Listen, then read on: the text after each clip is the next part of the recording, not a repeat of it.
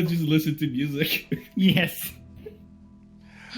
All right, so for this impromptu tutorial of the new Mass Effect for Genesis, which I'm actually really fucking excited for. All right, so this is gonna be super rough because I don't have my notes done in front of me. They're fortunately at work right now. So this game so we need to talk a little bit. I want to give a little bit of information just so Rue can get an idea of what's going on. So we're part of the galactic community. The latest addition to the galaxy are the humans, who promptly started not on them, but they did probably start a mini several-month war with the Turian race, which are descendants from avian animals, but they have kind of like a chitinous shell to block radiation. That's why they have that distinctive look. That's awesome, Rug. And I do need to actually get some. It's going to be a little bit slow because I do want to show images. I want to get Rug into how this is. So I need to get some pictures done. So let's find some Turians. I never knew that Turians are fucking birds, but hey. Yeah. Yeah, They're sent from birds. Fascinating. So that begs the question: how do they sound like without the translator ship on?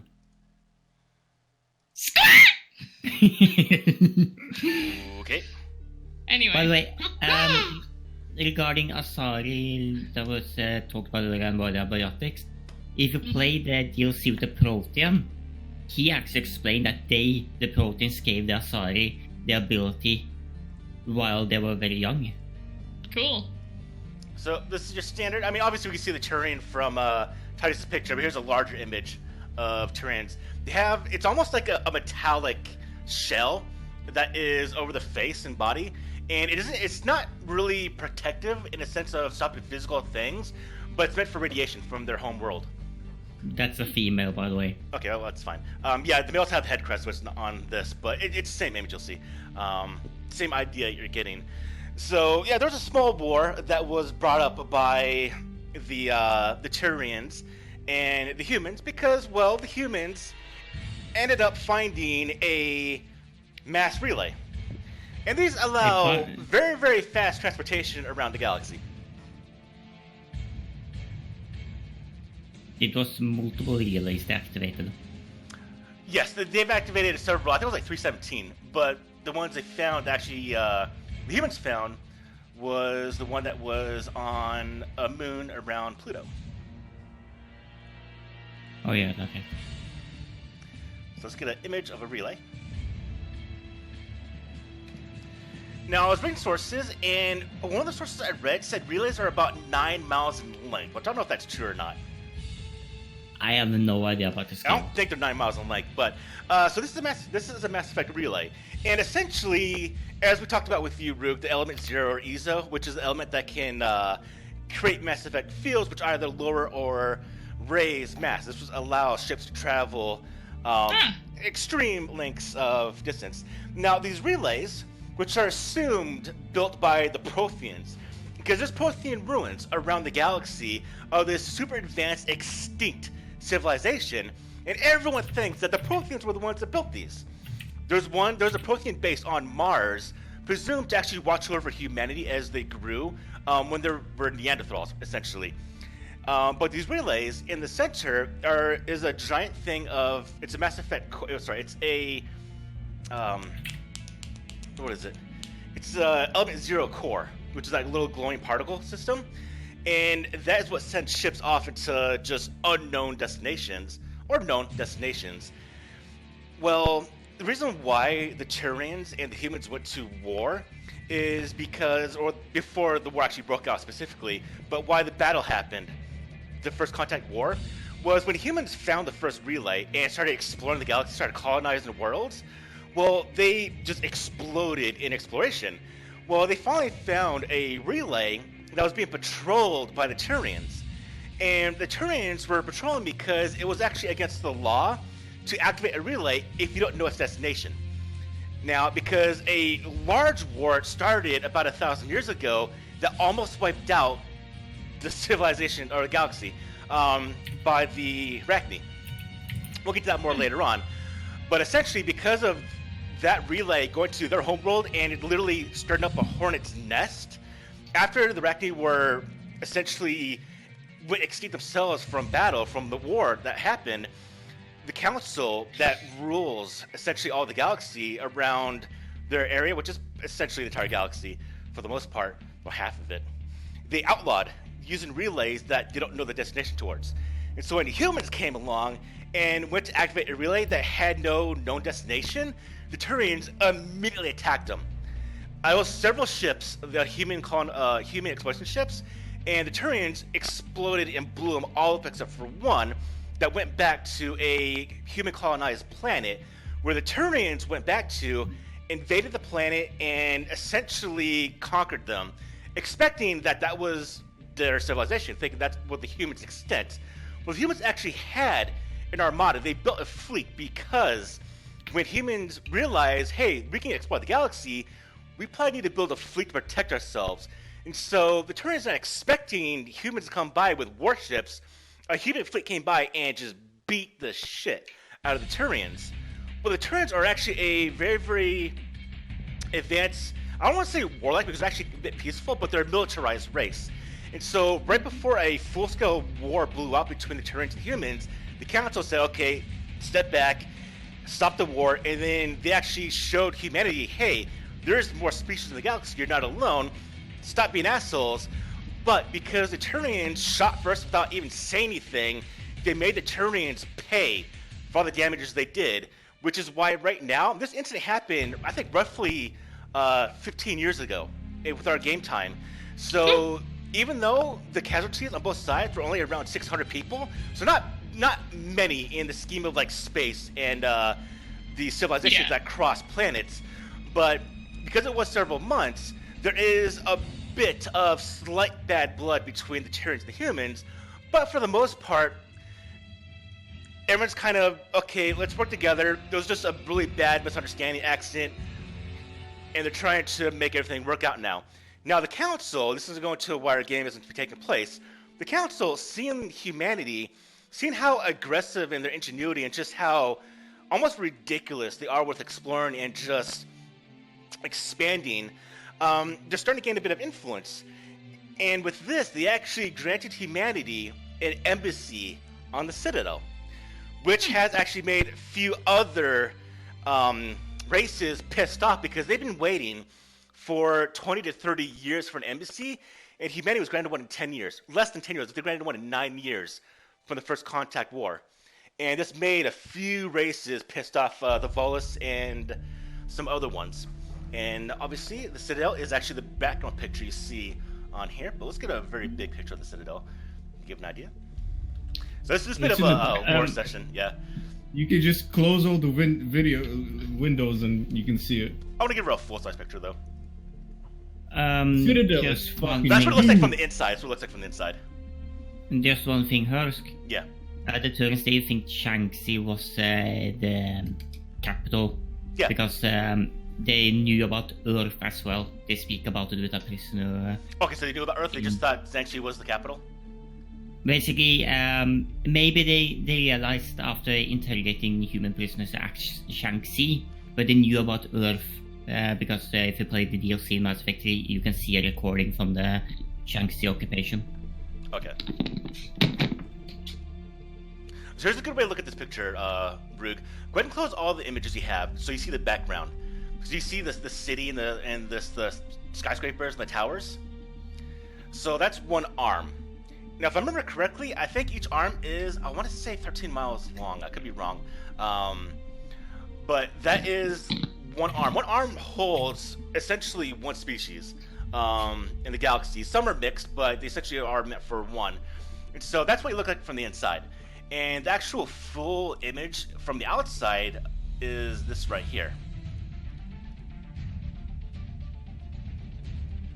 Huh. So these arms are called wards, and that's where they house essentially the entire population of the Citadel, which I think is around, I want to say 13 million. 13.2 million. Okay, not cool. including keepers. All right, cool. I'm correct. So those are called the wards. Right here, the circular ring is called the Presidium, and this houses. Now, let me go back. The ward has standard Earth gravity. It's like 0.9 or something like that. The Presidium has a third of that. That's where all the ship docking is because it's lighter gravity, but it's also where all the high-end, all the, I would say, capital business, or that's where the embassies are. It's the high-end part of the Citadel. And if you look in the exact middle, there's a tower. In both, you can't see it in the picture I linked, but you'll see it in the background image. The tower is where the actual council rules. The council right now is made up of 3 races: the Asari, the Turians, and the Solarians. And there's a big kind of debate between who would be the ruling species in the galaxy based on who found the Citadel first. The Asari, your race, Rook, found it first. And so with that, they became essentially the main influence in the galaxy. The Solarians found it second, and then the Turians were granted access to the council because of their help with the war that was a result from the Arachne that we talked about, and then the Krogan, which are another super crazy warlike species that we can get to a little bit later. I just want to give you a brief history so we can start this game. Just give you an idea of what's going down. So, with all that being said, with humanity now on the scene, embassy formed probably just a couple years ago. The councils wanted to kind of. There's already humans probably talking about, hey, when can we get a seat on the council? And that's probably angering a bit of other races, like, you're moving so damn fast, so aggressive, like, slow down and stop thinking all of that, because humanity thinks they're all that. So the council is kind of wanting to see how well humanity deals with the other races, because they came in here, even though they were essentially punched first in the face by the Turians, they kind of want to see how well they can work with the other races. And so we come to your group, or this group, because it is a mix of definite races. And the best way to say this is, it's not want to say an experiment, but this is just kind of a relations build between the various organizations to see how well humans can interact and just deal with the wider galaxy as a whole, because essentially they've just been with the galaxy for the last 9 years. And so you've actually been going from actual ships to ships, dealing with issues that might be plaguing that civilizations. And so your actual last, we'll say, deployment would have been on the ships. So you get plumped on ships. It would be cruisers, capital ships, essentially cruisers, they're the ones that go around doing things. Your last deployment was actually on a Turian cruiser. We say that was maybe for 6 months to maybe a year. And you dealt with Turian issues, political conflict, and now you are given over to the Systems Alliance, the humans way to deal with things, and to see how that goes. To see how the humans interact with members of the council races, and then the council seeing how well the races of the council, the Turians, the Solarians, can deal with humans on a whole. And so we find ourselves today on a Systems Alliance, the human-bound cruiser. This cruiser is what we're showing the picture, is the Alamo class. We need to make a name for it real quick. So what do they call it? Alamo. Alamo class called Alamo. It is the first Alamo. We'll put it that way. That makes it easy. That's an old-ass ship, then. I got a question here. Yes. If we are basically the council's races on the ship to, like, check out how they do things, why is there Quarian here? Well, I don't know why Quarian is here. Why not actual prison time and forced to serve? I don't think that is done. Yeah, that would cause conflict. I want to deal with. Well, Quarians are expert engineers. Yes, maybe they are. that has to do with it. Maybe that's why. Yeah, I'm an AI specialist. Well, not in how to operate it, but like, you know, just in cases when they pop up, I'm Well- a consultant on it. No, it's an easy way. I can't remember the name of the technology, but we'll go with this now. Because of the Quarians actually made an artificial intelligence inadvertently. They made a species called Geth, which are literally translated to serve, or something like that. Servants of the people. Servants of the Wait, people. Didn't they actually create the AI intentionally? They No, just- no. they So came they clean. created the No, Geth. it wasn't unintentional. They intentionally created it and intentionally Let ignored the me council. Finish. So the Quarians. Now the Quarians you see in the picture, Brug, all have masks, all have helmets. That's not actually what they were initially. They actually had a planet, and on this planet, they're technological. They made the Geth. They made the species of synthetic robots that were rudimentally, I want to say, a bit dumb, but the more Geth that were together, they shared processing power. They became more intelligent. Well, eventually, so many came together that they actually blossomed a self-aware AI until they actually became aware. And when the first one essentially said, "Hey, I have a soul. What is this? What am I?" The Quarians were like, "Oh, hell no!" And they tried to essentially deactivate the Geth. Well, at that point, the bag was out of the rat, or whatever term you want to use, and was out of the it started a war between the Geth and the Quarians. Quarians. And the Quarians got their asses handed to them bad. And essentially what happened was the Quarians went nearly extinct. 1% of the population on the planet escaped. And it was revealed that the Geth let them escape. Because they realized, hey, Quarians are not a threat no more because we want them all out.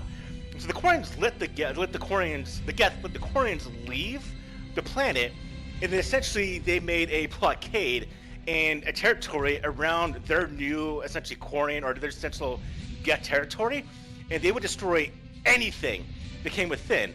But they never went out and did anything. They just wanted to stay to themselves and just do their own thing. And so with this, the council was like, what the hell did you do? They actually removed their own embassy, I believe, and said, don't ever do this shit again.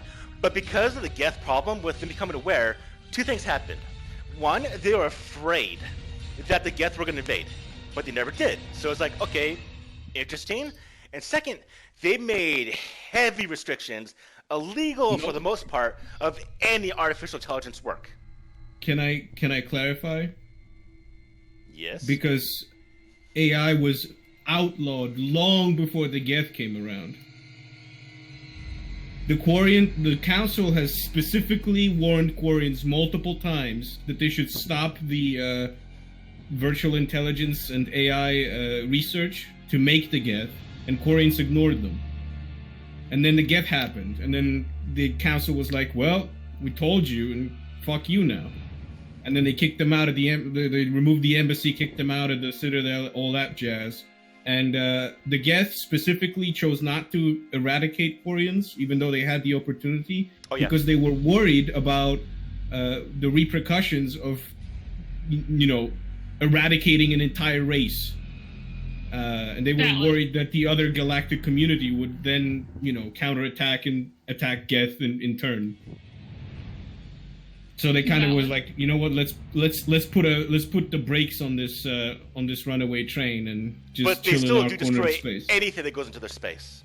They do still do that. Yeah, yes. they'll attack anything that goes in their space, though. But they make all these. Those are very conscious decisions. They're not just like they're aware of what they're doing. They're not just because they are aware now. So robots. Yeah. So because the Quarians had to leave the planet had a distinct atmosphere. Well, they escaped on ships called the Migrant Fleet, which now goes around the galaxy as essentially nomads. They have no planet no more, so their home world essentially is their ships, where you're born as a Quarian on a ship. And that's why they have to wear the mask, because it imitates their own atmosphere from the planet when they had a planet itself. Nope. What? It does not imitate the atmosphere. Now, what happened was they don't have their home planet had a specific biosphere, right? Like bacteria, etc., all that. The long-term side effects of ending up living on a fleet on spaceships, on space It stations. pretty much destroyed their immune system, if I remember It correctly. destroyed their immune systems to the point that any contact with any kind of bacteria puts them at risk of instant death. This is like super powered HIV. Yeah. So as a result, they have to permanently live in airtight, vacuum sealed, specifically designed suits that have a bunch of immunoboosters, filters, etc. that protect them. Like I said, I don't want to do a full history lesson. So go back to the reason why we're talking about this in the first place, why Mike is here on the ship. They are very good engineers. So I could say, now back to the intelligence one. Even though artificial intelligence is outlawed, they still work on extremely advanced, I want to say just below artificial intelligence, think of like a very, very advanced Siri that can predict what you want and take care of issues and stuff, but it's not aware. And so we'll say that humanity is taking a look at the technology that the other races have. And so, easy way to put it is, Mike is here to investigate and how to possibly, one of the deals maybe it was made between the Council and humanity was to see how well the Council could upgrade humanity's kind of virtual interface. Another clarification that is necessary. There are two types of intelligence that is artificial. Virtual intelligence, which is called VI, which is heavily restricted. The kind of stuff that we have today, it basically has inputs and it has programmed responses. That's virtual intelligence. And then you have AI, which is the stuff that is illegal. Yeah. So there's still like, interfaces that you can talk to that appear human or whatever, or like an intelligence, but they don't have their own will. They don't have And so Mike's here to actually look at and upgrade their virtual intelligence on the Alliance cruisers, because the Alliance does use it. So that could be the reason why Mike's here.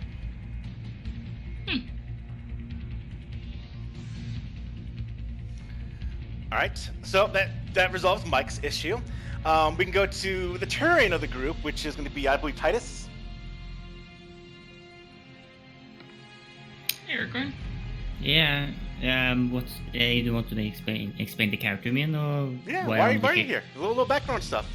This will be part of the main game, because we're going to take place in the main game on this ship. So this is a bit of build up for we can start even faster. Main game. This is kind of a session 0 for everyone. So for all of you. So why do you think you might be here, selected by the Council? Maybe for the government to select you to go and work with these humans. Why would you be here? Well, I'm a battle-hardened soldier who's been in many combats, and I'm here to assess the Alliance military capabilities. Did you take part in the First Contact War? I was gonna ask that. Yeah, were you? No, my father did, though, and he was killed in it.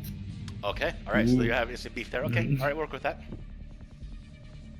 This sounds like a witch and witch hunter situation to me, but okay. Here's the thing: I don't hate humans, though. That's the important part. I'm skeptical. Like most Turians.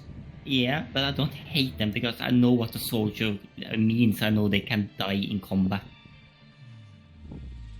So I don't hate them. I might harbor a bit of a grudge, depending on from human to human basis, depending on how much of an asshole they are, or if they were part of the contact war. But overall, I'm just skeptical. Which might actually be why they picked me, because I'm going to be very critical of how they. You'd be very critical, especially if your father's killed by the damn humans in the contact war. So they sent you here, knowing that you're not going to lose your cool. So. That you're not going to be unfairly favorable. This is harsh. This is harsh a critic as you can get.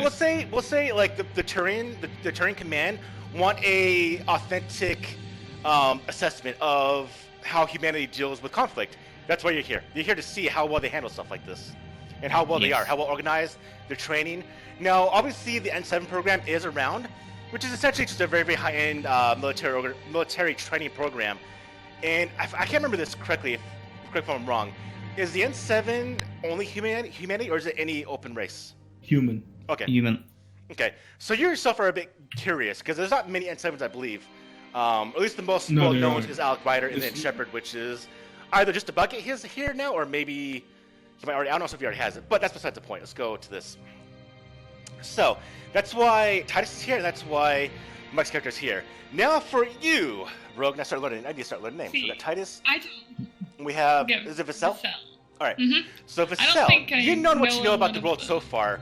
What Yeah. do you think, or we can make it for you?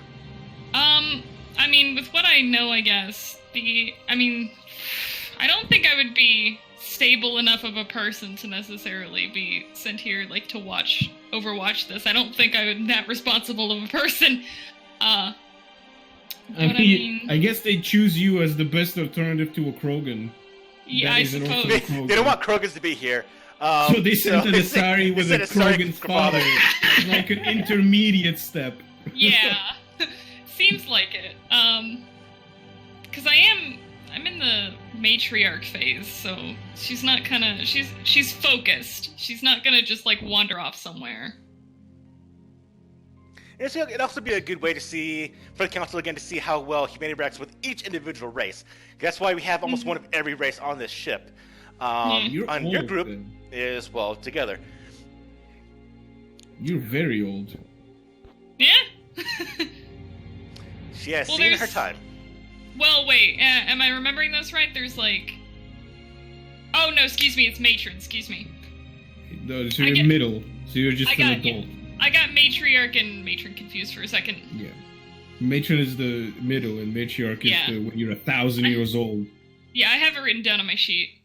I knew they all started with just M. a regular Asari then. Yeah.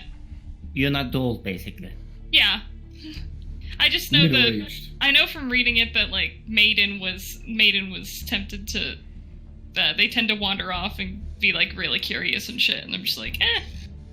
Okay, so let's go to. Now you got a bit of a backdrop to work with now to kind of look at what's going on, Yeah. and I'll present more lore as we go to get you lore acclimated. But it's a forceful small intermediate. backdrop that you got. So, it's been a week since you were transferred over to the Alamo from a Turian cruiser. You're on another small cruiser of the Systems Alliance, which is Systems Alliance is humanity, and for the most part, the last week has just been travel to other. I don't have a map right now of the galaxy. We're just going to go generic. You've been going to parts of the systems around humanity's, I guess, little sector, maybe even like the Skylian expanse, maybe around there. Just dealing with any issues that pop up.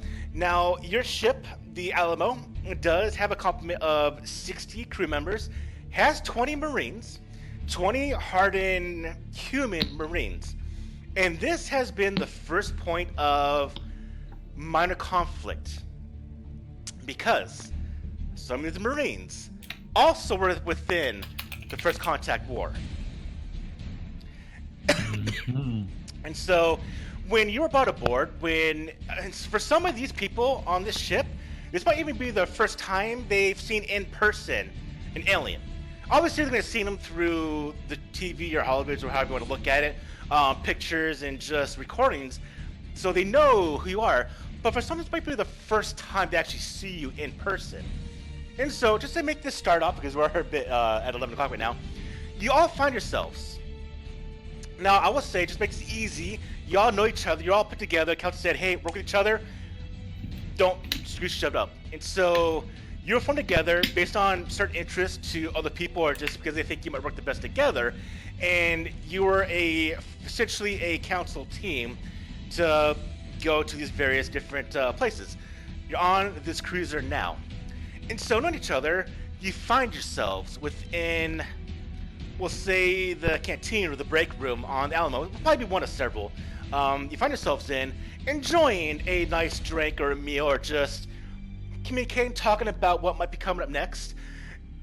What you know of, what you're talking about, we'll say his name is Captain Reldumo, if you might recognize that name. Captain Reldumo is the captain of the Alamo.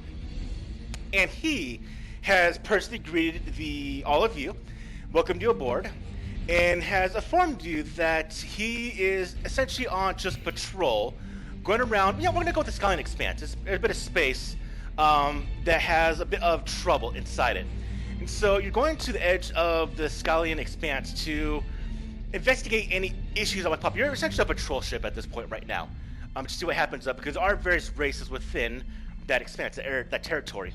of the galaxy, and that ranges anywhere from diplomatic issues to there is an uptick of slavers and pirates, notably the Batarians. Batarians had an embassy.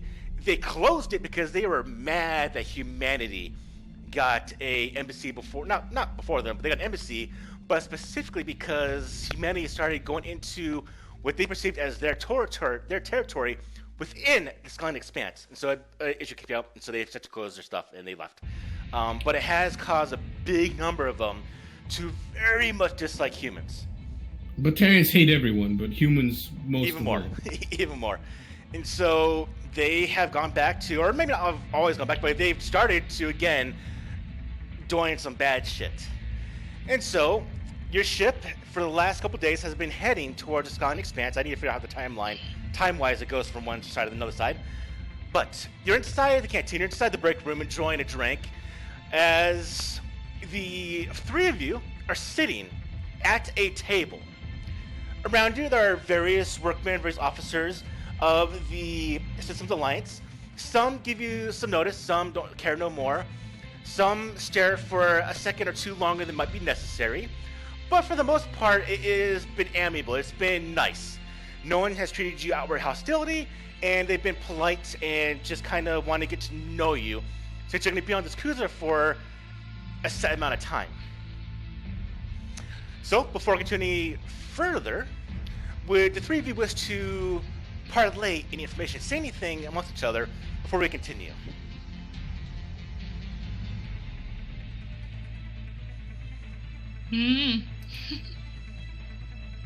Awkward. I just don't really know anything to say. That's fine. All right, so you're a bit quiet. You're kind of waiting for to be called to do something. Because right now you're on the ship, and none of you have the skill set to really do anything in space. You're not a spacefaring career, essentially. You're meant to be on the ground, so you're just waiting to do something. So, And- Yes, I want to clarify. When was the last time since the galactic community basically found a race? Because I think that humans, I mean, they're clearly the most recent, and then since then it's been like hundreds of years before any sentient race showed up, right? I would say they find. I kind of almost want to treat it like Star Trek, where they kind of leave alone pre-space races. Of course. But I mean, like spacefaring races. I think humanity would be the last one. Yeah, but who came before humans? Was it the Drell Volus? and Hammer, I think. I'm looking The at Drell and Hanner? Yeah, they came around in 2000 CE. I'm looking at the timeline now. I guess knowing that we're kind of just waiting around anyway, I guess Vasella's kind of half impatiently kind of tapping her heel against the floor while she's sitting and just kind of The Quarian drinking. is going through a data pad very frantically while sipping fucking. You know, they can only eat through straws. Essentially, yeah. Emergency, You don't. Okay, let emergency me. induction port. Yes. Just to clarify, they do not take off their helmets, mask, or anything ever. Yep. Well, actually, This they isn't do. an exaggeration. No, they do on their migrant fleet. They have specified specific rooms. In their For operations. very own homes and rooms, but even in those cases, It's very more dangerous. often than not, they still stay in the suits, even if they can leave them. It's just It's all- safer. It's got to be a hell to it- get that thing sterilized. It's automated, I think. I imagine it had to be. But basically, they only take it off in must situations. All or right. only So must. real quick, you say you're plugging around with your data pad. Do you mean an Omnitool or an actual data pad? What? You said you're Do you mean your you're plugging Omnitool or around data with pad? a data pad. Do you actually mean an actual physical data pad, or are you doing it with your Omnitool? An actual physical data pad. No, not on my own Omnitool. The data pad that I've been provided by. Okay. Because I'm just. Okay, so Sal is just basically quite excited by the prospect of, learning about technology from a new race. Because how often do you get a chance to get a look into the inner workings of a completely brand new civilization. I mean, they've been around for 15 fucking years. All right, so let's go and do this then real quick. We'll get us first minor rule of the game. I want someone, just so we know how dice roll works. So Mike, don't do this. Either Aragorn or Ruben's good names. Either Sal, no, it's not Sal. Either Titus or Vassell. Go ahead and pick up that white force die and throw that in the chat bar, or the chat. There we go. Oh well. We'll use Vassell's. Vassell is the one first. So what we can say is, just for you two, this means I use this as a random modifier to see what might happen. So in this case, this will result in what Mike was talking about. So you came aboard to look at the VI of the ship. Obviously, you're probably not that impressed because you're much more advanced, and even with the Citadel and just with the Council races, much more advanced than the Alliance right now. But we'll say the main technician officer on board the Alamo likes you. And so immediately, we'll say this person hit it off with you and just is picking your brain of ideas and things and just asking you non-stop of how to improve the VI on the Alamo and just getting ideas and just trading things. So you've made a buddy already on the Alamo. We'll call this guy... We'll call him Mace. Why not? Mace, not Windu.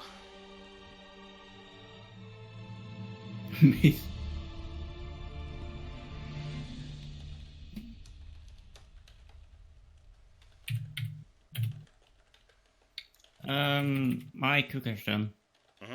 Don't you get the names like one name of the ship after you finish your contribution to the Magan fleet? Vas is part of crew. Nar is from off.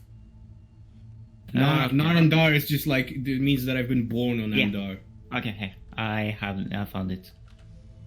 They mean child of, while Nas means... Child of Andar, yes. And one wins one with the weak bladder, apparently.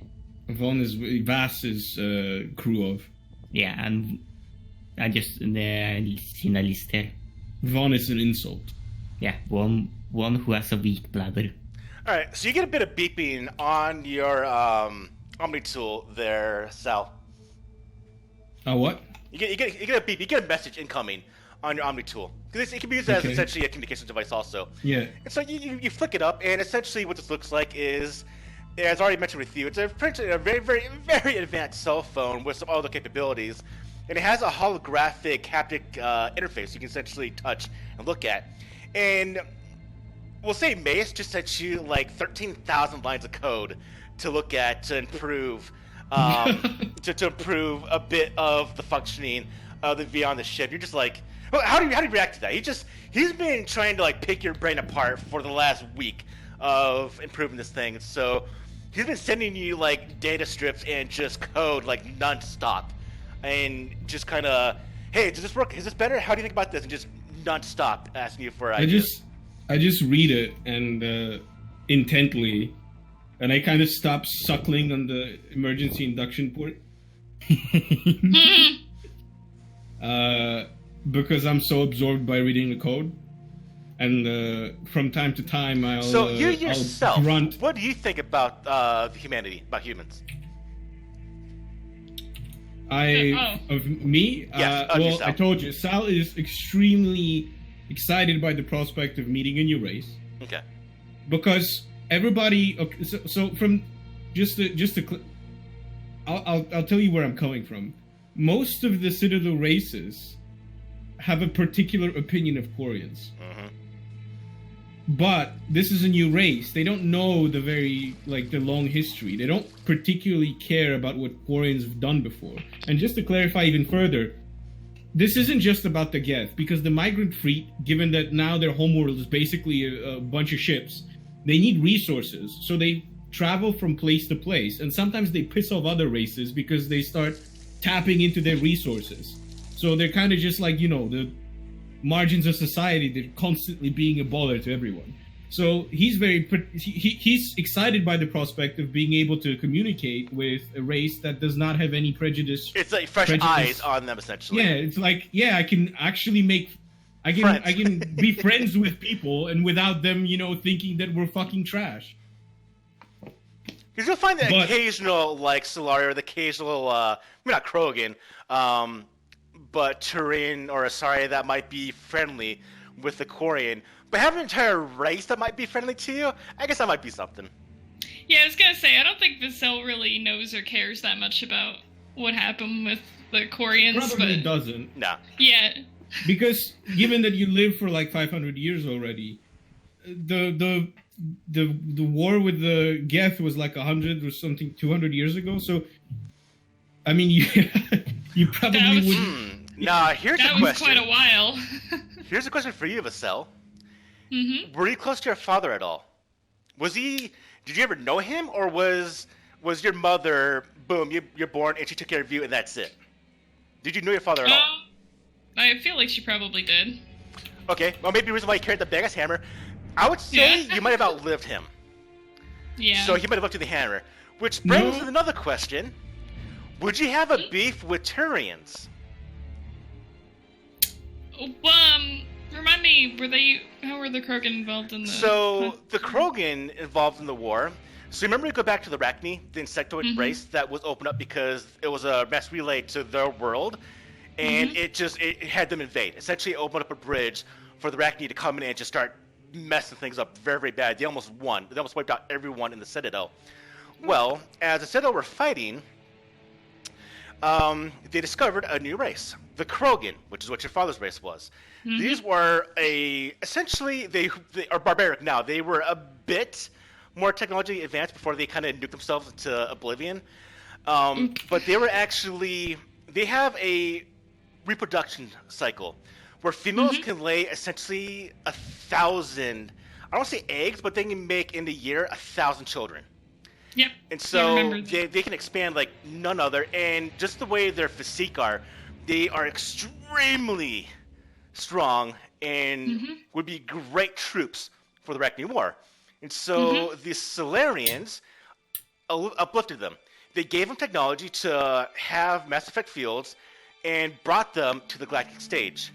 And then used them as troops to fight the Arachne. And they beat the shit out of the insect people, to the point where they invaded the home world of the Arachne Queens and literally killed everything. And then the Krogan were no more with the war. They won. Well, with that, they were given some worlds, and then the Krogan started expanding and expanding. And they started expanding into civilized, colonized space. And now you have other races. I can't remember which races. It might have been the Solarians, but other races were being now invaded, essentially, by the Krogan. And they realized we have another problem. We have a species that is probably worse than the Arachne that's now invading us. And fights started breaking out.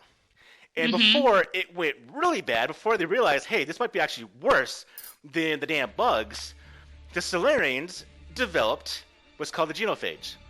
It is a drug, or it's not a drug, it affects the cells of the body of the Krogans, every single cell, to prevent them, essentially, to have 1 in every 1,000 births remain alive and not be stillbirths or die. Well... was it 1 in a million? No, from Red Laurel's 1 in 1,000. I could be wrong, but essentially, because of the warlike nature and how much they fight each other, the Krogan were going extinct. Oh, no, sorry, that's a little too far. The Solarians didn't want to actually put this out. The Solarians are like, well, this could essentially make them extinct. And it's essentially a weapon of mass destruction, if you look at it, what it is. So the Solarians made it, but they didn't want to use it. Well, at that point, they were allied with the Turians. Turians are like, hey, we'll do it, and immediately bombarded the planet with it, or put up the shields to do it. And so the Turians were the ones very actually... trigger-happy Turians. Yeah, the Turians were the ones that actually deployed it against the Krogans. And so the Krogans, once this happened, the Krogans started to die off because they couldn't breed fast enough, and because they fought so damn much, they were actually losing numbers. They're kind of like dwarves, if you look at that sense. They were dying off. They couldn't repopulate fast enough. So, back to you. You might have a beef with Turians because your father couldn't have children. probably a bit of. Even though he did have a wife. I mean, essentially, he did have children because he had you.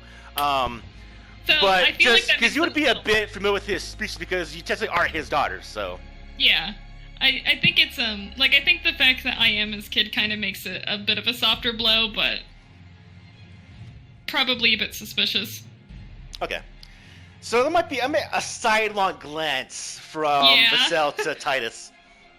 Just an FYI, by the way, this is completely coincidental, but to make things easier for the universe timeline, the Council era starts exactly as with the birth of Christ. It just accidentally coincides. So the current calendar in the universe It's actually our calendar, yeah.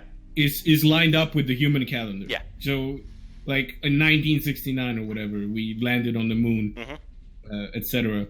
But the Rachni Wars started on exactly when Jesus was born. At 1 CE. Yep. Which is Council era. And they went on for I think 300 years. So, now that you know all that, so that was a lot of information dumped onto you, Rick. So hopefully, it's recorded, so at least you can look at that if you need to. Yeah. Well, also I do remember reading over the Krogan stuff before, so I knew about most of that. Okay. So, back to you. We'll continue the game. As you're sitting there, we have. I gotta learn damn names. I know Titus easy. I know Vassell. I need to learn Sal. Okay, so Sal, you're sitting there looking at the code that was sent to you by Mace. And in comes, a bit boisterous, a group of Marines. We'll say 5 of them. Just come back from a bit of training on board the ship, and they're a bit loudly going to the bar, trying to get some drinks, just talking. And at this point, one of them leans on the bar and just stares at your table. So after a couple seconds, Vassell kind of looks up a few times, glances back down at her drink, looks up again, sees him still staring, is just like, you got a fucking problem? You say this out loud? Yeah, you got a problem? No, not with you at least. And with that, the group of them start walking over. And just make this clarified, you will not have weapons around, because you will not have them thrown open, so you know you would have the cameras We back got here. biotics, though. So. Yeah, biotics. I'm not worried about it. And I'm not worried about it. I got claws, by the way. Yeah, so Aragorn, you can't carry your weapon around like you would with Jegs, so just put that away. No, but I got claws, natural claws. I know you do. Yeah. We have natural defenses. Humans don't. Well... I'm still absorbed by the code, and I even give typical human ingenuity. So the group of very 5. inefficient, but how clever. I'm guessing they walk over because of me, so I'm gonna ask the walkover stand up. I'm just not getting... Alright, so Titus, you stand up. Yes. Alright, so you stand up, and yes, as they get closer, Titus, you notice that they were actually looking at you. Not all of them, or the 5, one specifically was. Might be the leader of the group, of this little squad of 5 Marines, but they come over, and you can see that they're drenched in sweat. They just got back from a bit of training on board the ship. And as they come closer, one of the Marines goes, "Come on, man, this ain't worth it. Just stop." And he just kind of brushes his hand away as he's trying to pull him back. And this human, we'll say, you see his name on his uniform, and we'll call him Bernard. His name is Bernard. And he kind of comes up to you, and this guy stands about 6'2", and he's really, really well built. And he comes up to you, and he looks fine. He looks calm. He looks very, very stoic, essentially. And he just eyes you up and down. And just kind of to your face, Titus, he goes, "I don't see what's so tough about them. They look normal to me. I'm sure I could take one out with a punch." I hold up my hand, show the claws on my hand, and say, "I'm pretty sure my punch would do more to you than yours would do to me." Still looking at code. Vassell is just quietly looking between them, just like still sipping at her tea or whatever it is. You notice that a bit of the small talk, a bit of the clinking of glasses and plates and forks and spoons and all that has died out. And everyone right now in this room, it's probably about maybe 15 people besides you, you three in the group of 5, are essentially locked eyes between Titus and Bernard right now. Now, this very moment, silence is what Sal immediately notices, and he's like, "Huh? What's going on?" So you look up, Sal, and you see that Sal is still in a chair, kind of looking, I guess, at Titus and Bernard. And Bernard is up front, and he's flanked by his 4 Marine pal friends and whatnot, and back of him, and he is just eyeing down Titus. And Titus is up, and he has his hands out, and you heard something about a punch, and you see that he has his claws kind of extended in his hand. Titus does. I continue to say to Bernard that, but unlike you, I won't attack you without any reason. Bullshit, your fucking people attacked us without any reason. We did have a reason. You broke the law. Again, one of the Marines goes, "Come on, man, this is not gonna be good." And he goes, "Yeah, this is bullshit." And Bernard kind of turns back to go away. And then immediately he swings around and throws a fist into your face. Or he's going to try to. So now, this is a good way to get a bit of small rolling done. I want everyone, because we're going to make it easy. We're going to build combat for maybe a round or two to see what happens. So, here's what I need. I need everyone to close anything they have open up right now, except for the character sheets. Need that open. And we're I need my biotic stuff. if you want to start using biotics, yes. We're going to go to the combat tracker, which is going to be the sword on the top right of the screen, which is not populated right now. I'm about to throw in Vassell, Titus, and Salkera, and I need to make a couple Marines. I don't have too many things, so let's make up a Marine. By the way, Hursk, I kinda knew you were gonna go for a sucker punch there. Yeah, I figured. I figured. I was kind of expecting it too. Yeah, it was quite obvious, actually. Yeah. He didn't sound like that guy that would just back down. Yeah, I'm pretty sure even in character Vassell kind of saw that coming. Alright, so I'll do this. We'll do several types of rolls. Because it'll actually be a good way to actually explain how rolls work for initiative. So that's actually fine. But real quick, let me go ahead and make a punch for this guy. I'm only now processing how tanky I actually am. Yes. Oh. I'm only one wound again, under I will say, Titus. when you're walking around the ship, you would not be in armor. You would be just in kind of like normal clothing. So for right now, I'm not going to worry about it. But when you are not in combat, you would not be in combat uniform. So it's very easy. We can just uncheck the armor in the inventory. Yeah. Yeah. Mine isn't even checked to begin with.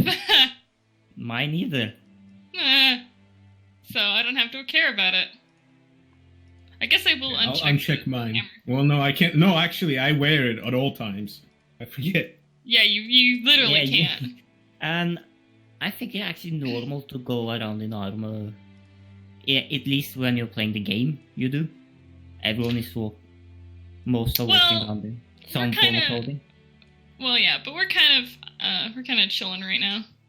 Yeah, but no, I guess the checking and unchecking doesn't actually affect your soak. So disregard what I said. Yeah, so I'm not gonna worry about it right now. I got only protected clothing though, so wouldn't I wear it? Like, protective clothing, yes. Armor. I'll say that that'd be a big difference. Protective clothing's fine, but not armor, not metallic armor. But right now I'm not gonna worry about it. I just want to get you acclimated to how combat starts and works. So metallic armor, you say? Would light armor count as metallic armor? It would. Yeah. Oh, okay. Yeah. There's only 5 types of clothing in this game, so. Yeah. Okay. Well, there's 2 types. You have metallic and you have clothing. Yeah, protective and the other clothing, but I'm not going to right now. So here's how combat works. So inside the combat tracker, you should see 2 areas, the top and the bottom, and you see you 3 plus the Marine Bernard. So there are 2 combat initiative skills that's used. Cool, as well as vigilance. When you're expecting combat, when you know something's about to happen, you're going to use cool. Yeah. When you're ambushed, when you're not expecting combat, you use vigilance. And so for this, Sounds like we all expected it. I would say this. I would say 2 of you did, 1 of you didn't. I want everyone to, first off, now this is optional, but this is a good way to see how things are done. Everyone also click open the dice pool tracker, which is going to be the 2d6 that's at the bottom of the sword on the top right, where you open up the combat tracker. Open up the dice pool tracker. This shows everyone what... Top right, cool. the dice icon. Yeah, the 2 d6s. Oh. The icon. You said like something in the combat tracker and I got a little confused for a second. Yeah. Right. Yeah. So this is another pool. Now this will be used sometimes when you're trying to build pools together, but you can't keep it closed if you want to. But it does show you all I players' always roles, have it open. including mine. If you have the screen real estate to do it, keep it open. If not, then just you figure it out. But right now, keep it open to see how it's going on, because you want to see if the rolls are done. So here's what I want. I want Vassell and Titus to go ahead and roll. No, don't roll build a pool. You never roll automatically, just build pools. Build a pool for your cool initiative. So Vassell, this actually not going to be the skill. If you look at the top of, go to combat. Oh, whoops. Don't roll it. Yeah, it's It's fine. accidentally did. It wouldn't take. It's fine. So go to the combat tab of your character sheet. It's in skills too. Yeah, and you'll see at the top right where it says initiative on your character sheet. So Okay. double click the cool one. Titus. Man, Titus is prepared for shit to go down. He knows. Should I yeah, use he vigilance because knows. I'm kind of out of it? Yeah, because he was kind of looking at the code and he's like, "Wait, what happened?" He looked up I'm right like, when wait, what's he going goes on? swinging. So I roll this? So always wait for me to tell you to roll. Never Okay. roll in advance because I'm always going to add modifiers and things like that. So Yeah, with I that being didn't mean said, to. I know, it's I didn't fine. even mean to roll that other one. It's fine. It's fine. So with that being said, we're going to head and roll initiative. Now go ahead and roll the dice. Would he get a blue because he's totally expecting a sucker punch? Nah, this will be good enough. So now you're going to see how the combat tracker is being built. You see the initiative is actually being filled in with the 1.3, the 1, the 0.01 for Vassell. So actually, Vassell, you actually got really low on this one. Ugh. So when you roll initiative, you build slots, and then the players can determine who takes that slot. So Titus rolled the best. He rolled the 1, so the success is 1, and then the 3 advantage is the 0.3. Now I'm going to roll for the Marine, Bernard. So Bernard's actually going to roll cool also, because he's expecting fight. He wants to fight, so... Yeah, but he's tired and sweaty. I figure Titus should probably be the one of us going first, considering he's the one getting punched. What I'm hoping Yeah, is I'll be ready. So let's see. So I'm going to go ahead and roll... I would throw in a black mic, but not right now just because I don't want to do the same amount of fires. So here goes Bernard. Yes! All right, cool. Oh my. Bernard He rolled was a 3. really wanted to, he really wanted to get a hit in on Titus. So now we start round 1 of combat. And obviously, I had the slot first because I rolled 3 successes, so that's why I have a 3 for initiative. So I get to choose who goes first, and obviously I have 1 Marine. Bernard has his 4 Marines behind him, but they don't actually want to fight. I mean, they're not stupid. Bernard's a bit stupid. So Bernard takes a slot. So now we start building the attack pools. I'm going to click chat. So when you build a pool for attacking, you're going to go ahead and start it off. So if you have the dice pool tracker open, you'll see me build my pool for Bernard. Do I have... We don't see our own dice pool in the dice pool tracker. No, you You have to look... see it at the bottom. Yeah. Oh yeah, just to make sure. Yep. Under the chat, you see it. But Yeah, you I don't see know. your own in the dice All right. pool. So you should see mine right now. Bernard's a bit... I mean, he's a Marine, so he's a bit strong. So he builds this. Now, when you build the pool, you're always going to build his dice, his skills, as well as the difficulty. Now, just to make it easy, the difficulty is always going to be purple dice. 1 dice is easy, 2 dice is medium, 3 dice is hard, 4 is very difficult, and then so on and so forth. So melee is always going to be medium to purple. So you'll see me put this in. So that is the baseline pool to roll. For all intent purposes, I can roll right now and we will be good. But here's the thing. We never just roll because there's always going to be modifiers. This is the big part of the system. This is the big part that lets you do a bit of flair in Genesys. This is why I think Rug or Vassell will like this a lot. Even you might be able to, Aragorn. You as a player can tell me situations that might improve or worsen odds for enemies. Mike said something earlier that's going to give him a black die. What'd you say, Mike, earlier? What do you mean? Or was it Titus that said it? About him being sweaty and being a little tired. That was the Marine that's punching him. Yeah, but who said that? Mike said that. Okay, so Mike, so Mike's saying that yes, this guy is a bit tired because he was just from a fighting. I'll throw in a black die. But then I'm gonna say Titus is totally expecting the sucker punch. Yes. He is, but that would have been for initiative. That's why I let him do the cool. Does Titus have defense on his clothing or soak? He has protective clothing, I believe. Yeah. I think that's soak, isn't it? Or it might be. Oh, I need to check real quick. It's either defense or soak. What's armor, Titus? It's protective clothing. So is that defense or soak? I'm looking right now. It has just soak, no defense. So I'll say this: he gets a black because he's a little bit tired, a little bit winded from his training. He's now to go to swinging and clock Titus to the face. We'll see if he does. I'm gonna roll. Ooh, he does. All right, so even though Titus was expecting this, here's a Marine, and he just got a little bit faster. He only got a little bit more on the jump. And so he goes and he just swings in and just smashes his fist against Titus's face. Now, you're going to see the damage done. Now, you look at the base attack, where it says Bernard Marine, it says Punch Brawl. The damage is 4, but I did 6. Now, why is that? That's because the base damage is 4, and for every success that I get, it's a further 1 damage. So I did 6, because I did 4 plus 2. I'm now going to drag this, onto Bernard. Now, luckily, this won't be wounds, this will be strain, because of the fact that it's not lethal damage. So this is going to be reduced by your defense. So Bernard, sorry, not Bernard, my guy. So Titus, you have a soak value of, it looks like 3. So you're going to take 3 strain. So you take a punch. You take a very, very good punch right to the face. Your head whips back a little bit, not a lot. I mean, you are essentially a soldier, so your head moves a tiny bit, and then you kind of just look back at him, and you hear the collective groans, and just like the shit of the Marine buddies behind him. And did this the guy Marine cut his hand on his fringes? Now I'll say this: this was a pretty good hit by Bernard, and the fact that you just kind of turned your head a little bit and then turned back at him, he's like, you might even see in his eyes like. He was hoping you would go down, and he didn't. So I will give him a further black, just because, again, it's more narrative stuff. He's a little bit taken aback that he was hoping he could take you out, because, I mean, he's a big, beefy Marine. And so now we go to the next player. I'm going to pass my turn. Now, you 3 get to decide who goes next. That's me.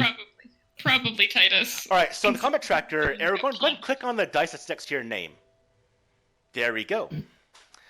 Now, I need to actually build you real quick a punching pool, because I don't have that. Real quick, look at the book. Does the claws give you +1 damage? What do the claws give you? I need to find tutorials. I want to say it's +1. Let's see. Claws, when making turns add +1 to the base damage, and I have a critical rating of 3.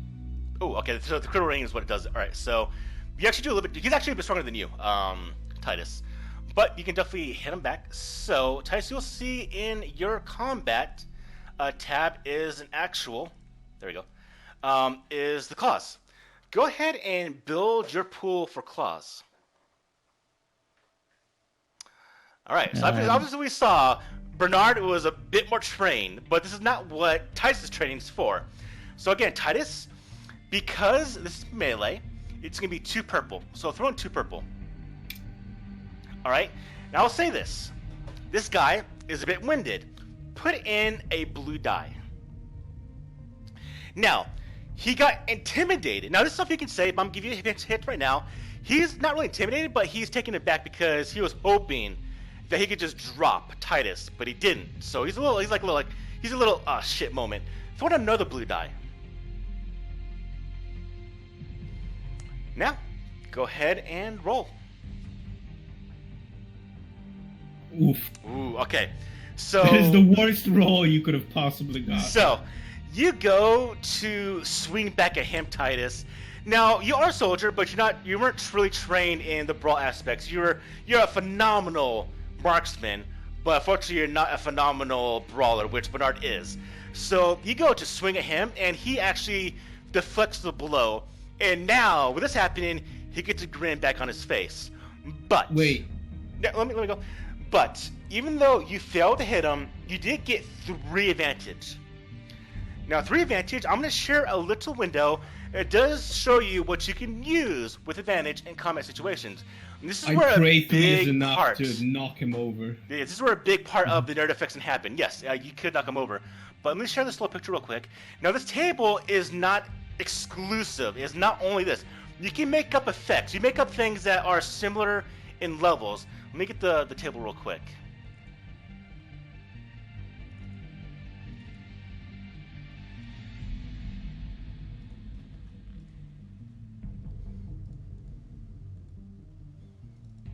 So gonna be some more images. I'm gonna put a lot of stuff in here from now on. I'm like Right. looking through my biotic powers, trying to find something that's helpful here. I wouldn't use biotics You in don't. this game. Essentially, you don't want to kill this guy at all. So yeah, use I on know. what That's you what can. I'm saying. So. I'm trying to find something that's I don't know if non-lethal actually. I don't know to if you use. do. I'll have to look. I'm have to look. I'm not actually entirely sure, but I do we'll know get that to you there- when I get there. I do know that I do know my biotic attack modifiers I can set priming, which takes off 1 difficulty and also makes it do no damage. Okay. All right. So here's a little table that shows you. Now remember, you can make up your own effects. You can definitely, like I said, you can be creative in Genesis. But this gives you an idea of the level that you can do. So you did 3 advantage, Aragorn. Which means you can do a couple things here. You can negate enemy's defense, such as from cover. You can ignore penalized environmental effects. You can force the target to drop a melee or ranged weapon they are wielding. Now, I would say, if you would like, I'll give you some ideas. You can actually knock this guy to the ground. You might not hurt him, but you can trip him over. You can karate throw him. Yeah. I like that. Okay. So even though the blow doesn't connect, you're still a soldier, and so you turn your disadvantage to an advantage. Instead knowing that your blow didn't connect as strong as you wanted because you did dodge out of the way, you actually go behind him real quick, you set your arm, and you actually throw him over your shoulder into another table. No. And so he does like a back somersault, hits a table, some glass is shattered, he just falls to the ground. His buddies are like, oh shit, and they all like stand back and like they don't want to fight. So they all put their hands up. They're like, I don't want to get involved with this. And so at that point, you are essentially finished. I'm not going full combat rules like maneuvers and stuff like that, but this is just giving you a start of a taste of what happens. So what I want you to do ahead is you don't really need to move, Titus. You can stay there. Go ahead and pass your turn by clicking on the down arrow on the combat tracker. Fantastic. Who's next, Vassell or Sal? I mean, is combat even really still going? Like, is that guy still... Not really. The guy got thrown, and that's about it. I might take it just to say, Vassell's... We'll do this. He goes, motherfucker, and he just stands up, and he's pissed off, and he's wanted. Now, again, he's not a Marine. He's not going to try to kill you, but he's wanting to beat the absolute shit out of me now. And so he goes in a stance like he's ready to brawl, extensively. So I'll take it then. Okay. And use the opportunity because I don't feel like going through the rest of these biotic powers, but Vassell is going to finally stand up, slam her hand on the table, and go, enough! Okay, so first off, what you need to do is click on the dice next to your name, Vassell, in the combat tracker. Mm-hmm. There you go. So you take your turn. So at that point, no one can take a turn before you. So you slam your hand on the table, and you yell, Can I use enough. Coercion? Fantastic. Can I use coercion? Yeah, absolutely. So that is... I just double-click the die, Mm-hmm. There you go. Then what else? So now Jesus. I get to decide. Uh-huh. Yeah, dude, she's fucking broken, man. All right, so we get to decide. That's why she made that one of her trained skills. We get to decide how easy it is for this guy to be persuaded to stop. We're gonna make this medium. Put in 2 purple. Shoot. Okay, don't roll yet, so I'll tell you when to roll. Because now I'm gonna think of modifiers. Now he did just get thrown over a goddamn table by the Turian. Throw in a blue because he's a bit like off steady right now, and he realized he's looking like a fool at this moment right now. Now, is there anything you might think that might add into helping you out? I mean, I have been sitting at the same table, and I was the one to first say something to him, like, you got a problem? Like, she was ready to fucking fight already. So now she's only finally getting involved, and is clearly upset. I'll go for it, put in a blue. Just like this weird, quiet observer that was already aggressive. But because you're not wearing armor, you can probably see a bit of like arms like that. You are a bit more built than a typical Asari. I'll imagine you're still alive, you're still skinny, but you probably have the corded muscles that like they can see you are ripped, probably under your clothing. Go ahead and roll. All right. Nice, nice. All right. So, you slam your table. Sorry, you slam the table. You slam your hand on the table. What do you say? I mean, there was that. Just like, okay, so enough. And everyone in the room has stood up because they see you. They're not used to seeing Asari just kind of boom out and just you dead to the table. When you slam your hand into it. Yeah, I mean, they're just small little tables, and yeah, like a glass goes like flying off and shatters against the wall, and everyone's just kind of staring at you. And he now reevaluates his decision. He sees Corin not knowing anything on the ground, or just on his chair, just kind of looking, but he sees Titus just standing there, just calm as a peach after throwing his ass across the table. And you stand up, and he's like, "Fuck, whatever." And he turns around to leave. And as he gets to the door, we'll say a captain comes walking in. He goes, "What the hell are you doing, Bernard?" And he kind of just stammers. He's just kind of like looking and he's lost for words. And he's over here aggressing our party members. He rips in his guys like, "You're a goddamn professional. Put this shit behind you from the fight." And he just throws him out of the room. He just grabs him by the back of the neck and literally like chucks him. I guess he wouldn't chuck, he's a human, but he like shoves him out of the room. Yep. And he points to the other 4 Marines and goes, "If this shit happens again, I'm throwing all of you in the brig." And they're like, "Yes, sir." And they all just like swim real quick and then they run out the room. Viscel just plunks herself back down, not even caring about the dent in the table, just like as if nothing just happened. Damn, girl. Is your father a Krogan or something? She's just kind of raises both her eyebrows. What's it to you? Oh, nothing. You're just very imposing for an Asari. I take pride in it.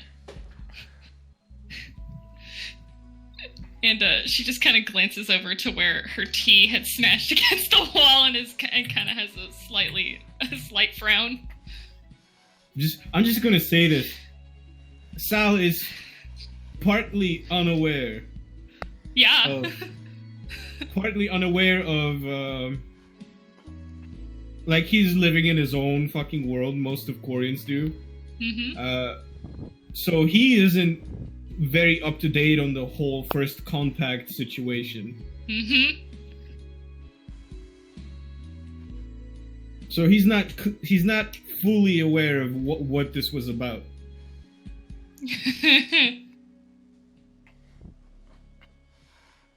Alright, I did get my distinction of ranks done. I have to learn my ranks, but this wouldn't be the captain, because the captain would be the captain of the ship. Or would he be a commander?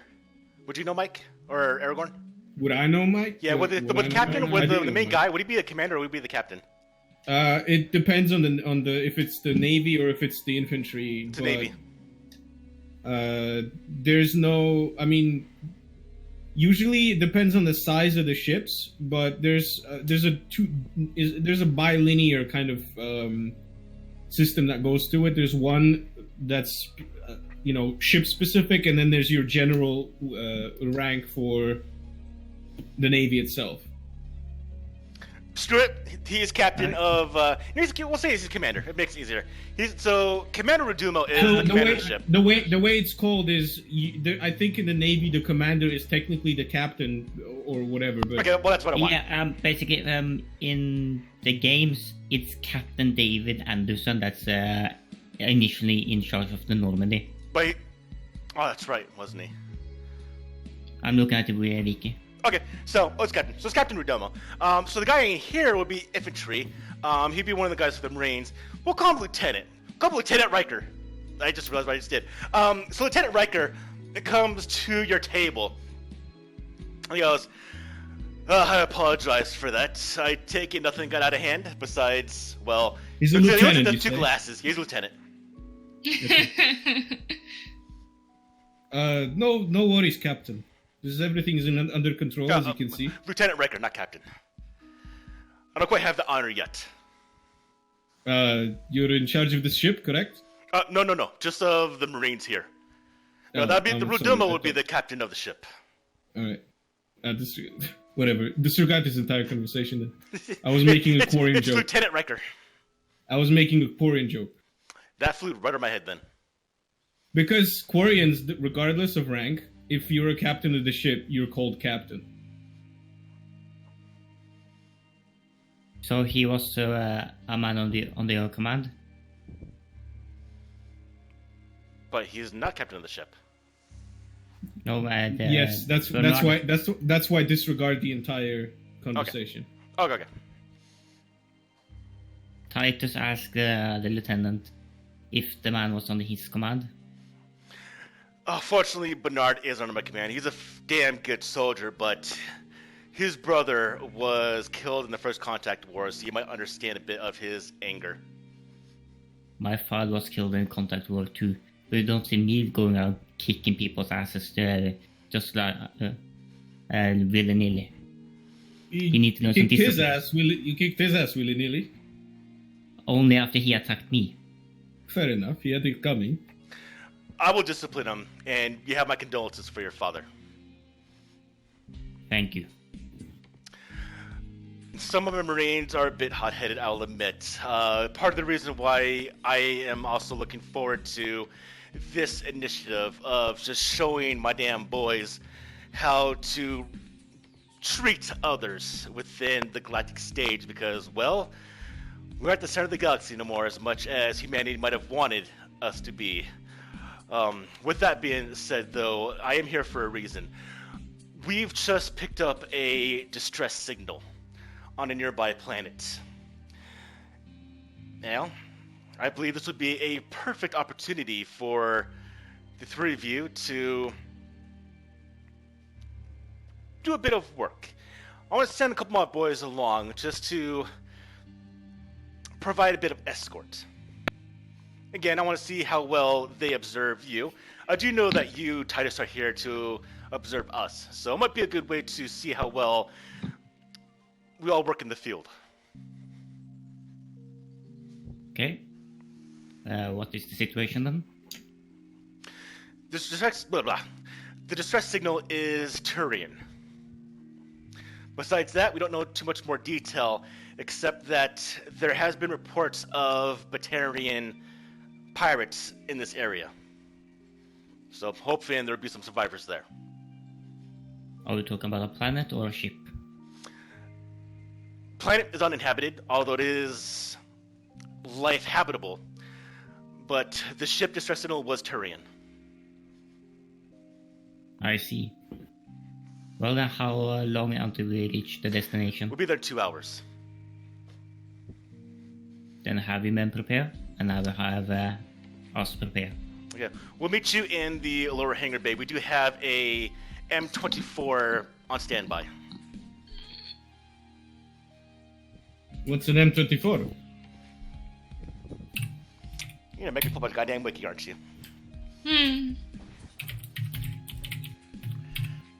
Isn't that a Mako? Yes. I think it's a Mako. It is a Mako. Yeah? The one that everyone hated? I love the Mako. Which What you is now wrong with you? have. No, basically everyone hated the Mako, all the missions with the Mako. They might have I hated the think that's a missions for it. conspiracy.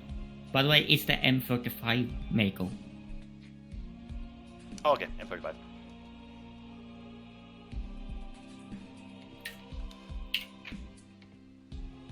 Oh, I think I didn't. Well, we're gonna be asking a lot of questions for designations and stuff because we're not, like it's not obvious to us what they're talking about. yeah, because these are alliance ones, so. It's their own military designations, and Actually, I would know because I basically be looking at everything regarding the ship, including the vehicles. Yeah. Oh, so you did your research. I only. Of course, I did my research.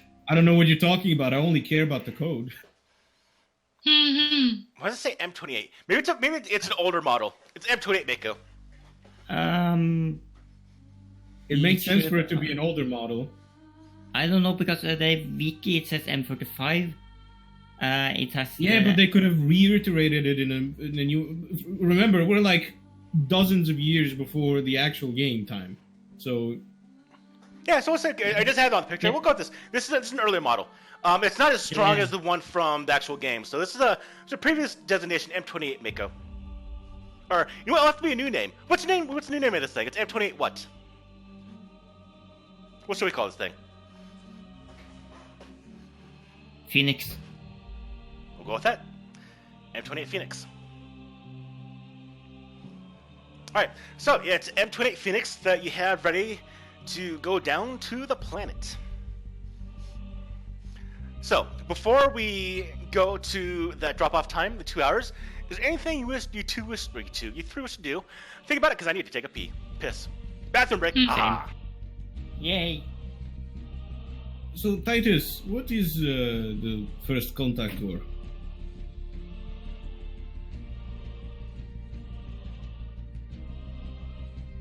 And just silence.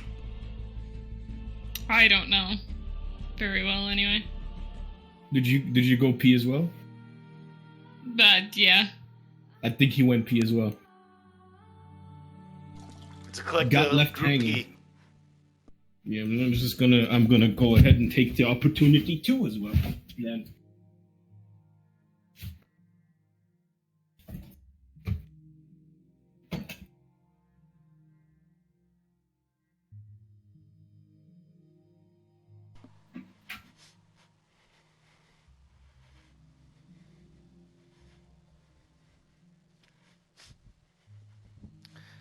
Alright, I'm back.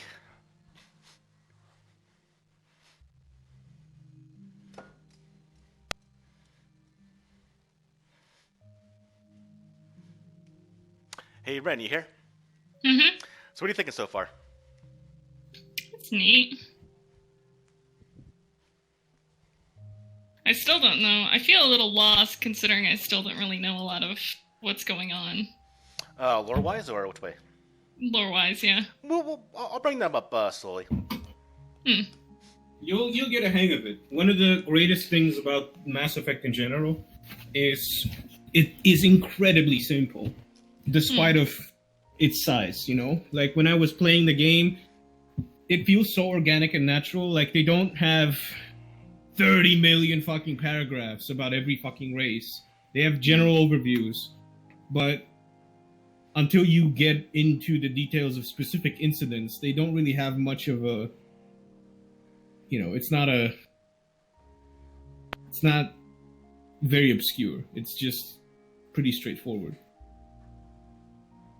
Like in fucking Star Wars, if you want to talk about like one race, Jesus, you could be talking for literal days and not even get through the entire list of everything that they've been involved with and their culture and stuff. Here it's a little bit more nutshelled. All right. Most of the races are kind of created in a very clear archetype. Like again, Turians are militarists. They're like Prussia, Napoleon, that kind of stuff. Roman, I would say, actually. the Roman Empire, for example. Asari are cultural and political. They're the artists, the French of the world. Krogans are the barbarians of the world. Quarians are the engineers of the world. The Volus are the accountants of the world. Yeah, that's actually right. Yeah, they're very like not. I wouldn't say shallow and one-dimensional, but they're very straightforward when it comes to figuring out who is doing what.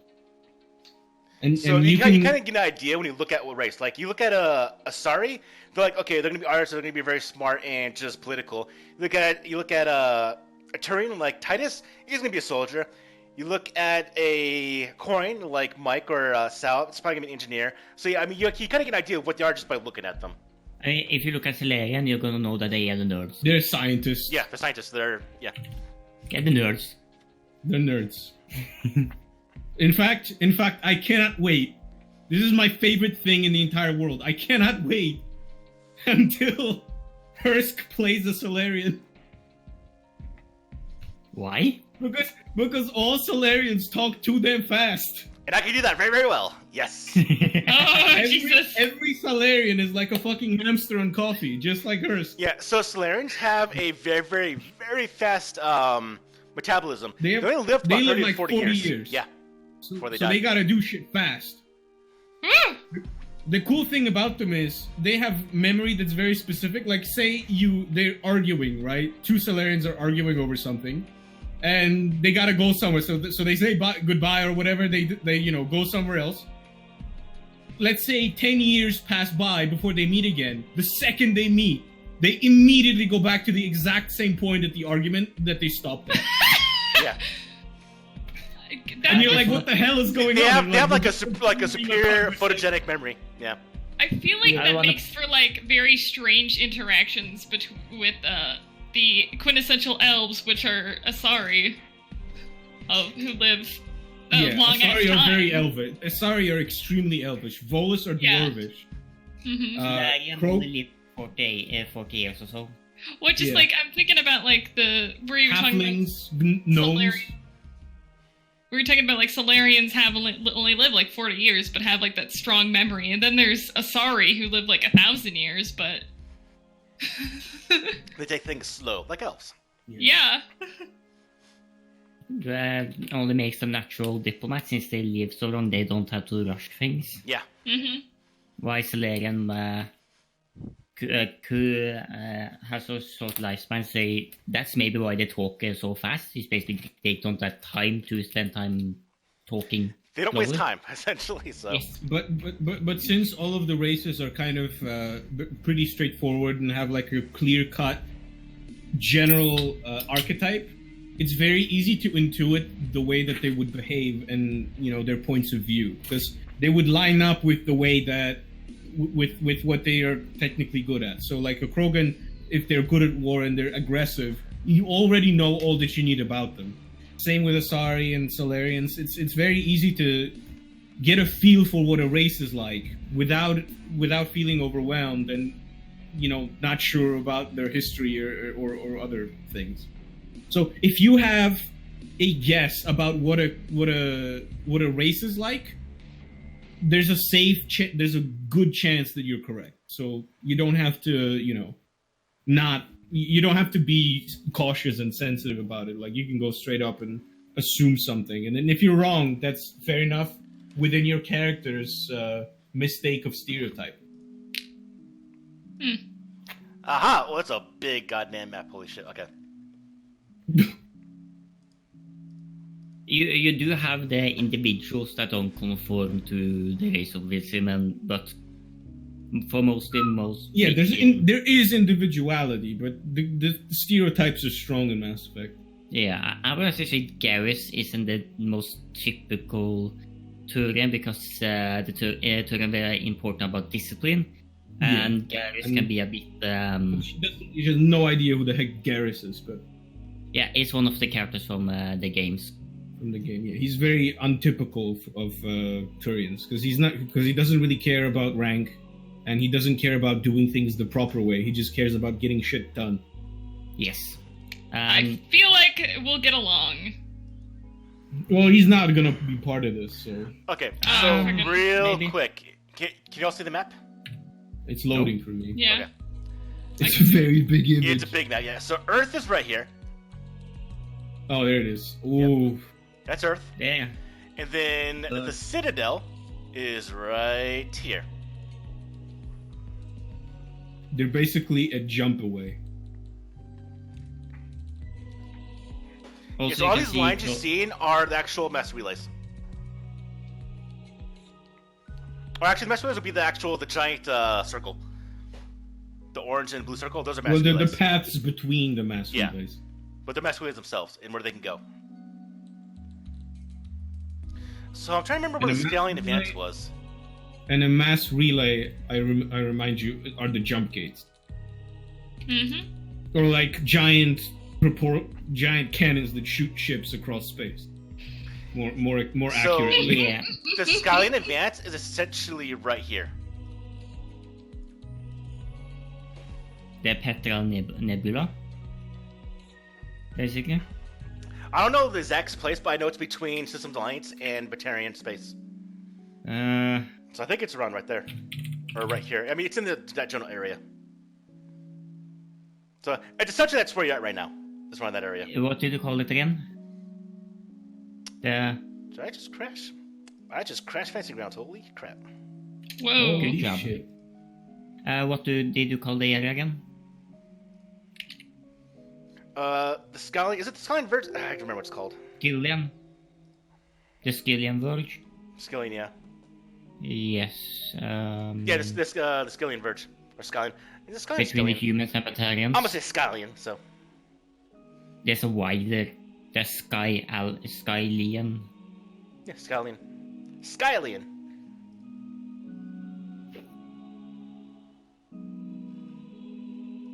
Alright, server's open. That was weird that I crashed. I'm going to send. This is a cutscene of what it looks like to jump a ship with a mass relay. I'll give you an idea if you want to look at that. That's what's about to happen right now. Also, if you want to understand the emergency induction part, look at the video I linked. Mm. Tally is just the best. Liara is the best. No. I'm gonna read Wait, that there's an to update open. available. What? The update's what did it. There was an update mid-session. Maybe. Here's what caused me to crash. I don't know. Well, I don't know. I had one available, so. The Galaxy Map what did it. I don't know. Something. I also have one available, but I'm not gonna bother with that yet. Yeah, I should be fine. Hursk. What's up? That's Skillian Verge, by the way. Is that the Batarian space? No, it's Yeah, Tim was looking at it. covered. It's between Batarian and Human. Yeah, Yeah, because it causes a lot of conflict. you can see on the left, it's mostly Asari space next to the Citadel and stuff. And then so they kind of went to the right, but then the Batarians kind of laid claim to that area, and then the humans didn't really care much because they weren't in contact with many people. So the Batarians are like, "How dare you!" Batarians are assholes. They have 4 eyes and 4 ears, and they look garbage. But the big They're thing is, ugly as they think fuck. anyone that has less than 4 eyes is inferior. They're less evolved. I'm gonna bring a spider to their world and be like, "This is your new god." That'd be kind of funny, actually. Yeah.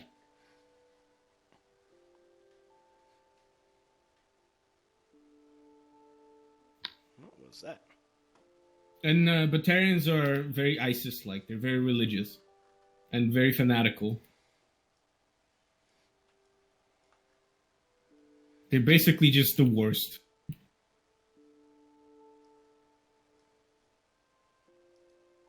What's they call again? Batarian hegemony?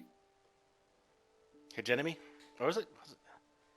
I don't remember. Yeah, I think that's it. Hegemony? Is it hegemony? Or... I can't remember how to pronounce the damn word.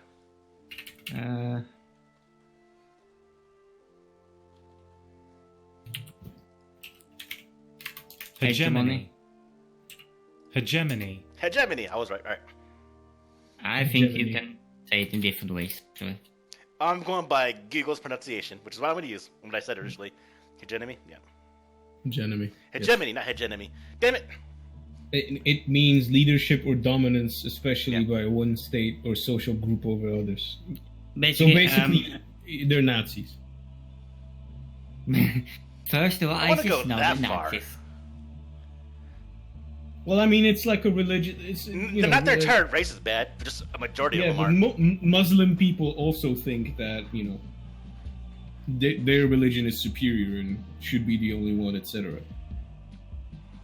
Many Christians believe that too. Doesn't make Let's more not of go to them. politics, please. So, Yeah. But to explain how it thinks it's done in the verse, it's basically the Skillian Blitz was funded by the Batarians, but it was done by pirates and slavers. It's not But happening it hasn't now. happened yet. No, but it's basically how it things works. Is they fund pirates and slavers to attack human colonies and such. Yeah. The freaking the Soviet Republic way of dealing with shit. In the Soviet, just send people. Oh, you think about the Vietnam, Korea. Yeah, that. Yeah. all right, who are we waiting for? Waiting for We're waiting for Marcel. Oh, I'm in the thing. I just forgot to pick Victor the character. Cractor. Yep, Tractor? that's my bad. Cractor. There we go. All right, so Tractor?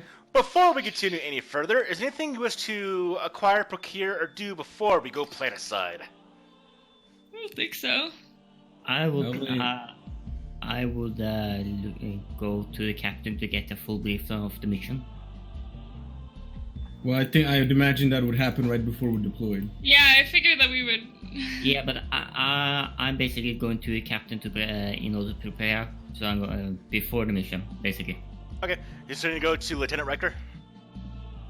Is it the captain or the lieutenant that is in charge of the He's a mission? lieutenant. He's not in charge of the ship. Yeah. Yeah, So but, Captain Bodumo is in charge of the ship, but the one that's for the mission yeah.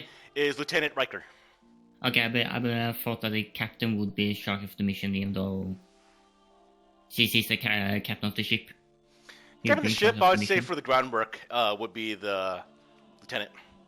Okay, then I'm going to lieutenant. I'll to get look a more. full- Like I said, I'm actually ignorant on this part, so I'll look up how the command structure is done. But for right now, I let's don't go think Lieutenant there's Riker. much on it. There aren't much, basically. I think you're good with the way you're doing it now. Okay, so then it's Lieutenant Riker. So Yeah, you see Lieutenant Riker there with 4 Marines. Not Bernard. He's actually not there. In fact, you won't recognize any of the Marines. But they look very, very ready for battle. They have all the stuff ready. They're armored, they're equipped. They got their rifles with them. They got pistols holstered, helmets at their grasp. They're talking with Lieutenant Riker when he sees the 3 of you come up. Vissel, of course, is dragging along that giant hammer. I will. Okay, wait, hold up. We need to explain something. So, most of the weapons in Mass Effect are collapsible to an extent, including melee weapons. So what happens is they kind of condense into. They have moving parts that kind of automatically condense. And on the back of your on your armor and stuff, you have magnetic Mass Effect little strips like Velcro, basically, where you just slap your weapon on there and it attaches to your It's armor. like space so you don't Velcro. have to, yeah. Okay, then It's the space Krogan Velcro. hammer. I don't imagine a Krogan hammer can collapse that much. I mean, the handle can collapse and then it becomes a giant brick, basically, and then you touch it and It then still it looks expands. really intimidating, I'll put it that way. It's still fucking huge. Yeah. I still want a picture of that. Also, I linked the Alliance military ranks because apparently they're actually fucking directly explained from start to finish. I will with read that. great detail. I'll read that then. And so, just basically, yeah. captain is indeed when the rank where you get your first ship usually, and that's Okay. where you command it. yeah, I would so- guess she's a first lieutenant, because second lieutenant seems to be what you're doing training. Okay, sorry, I'm not going to read it right now because I looked at it. So, Marcel, what do you want But to yeah, I was just gonna say she has this giant brick on her back do? and So, no other visible weapons. the Marines are looking.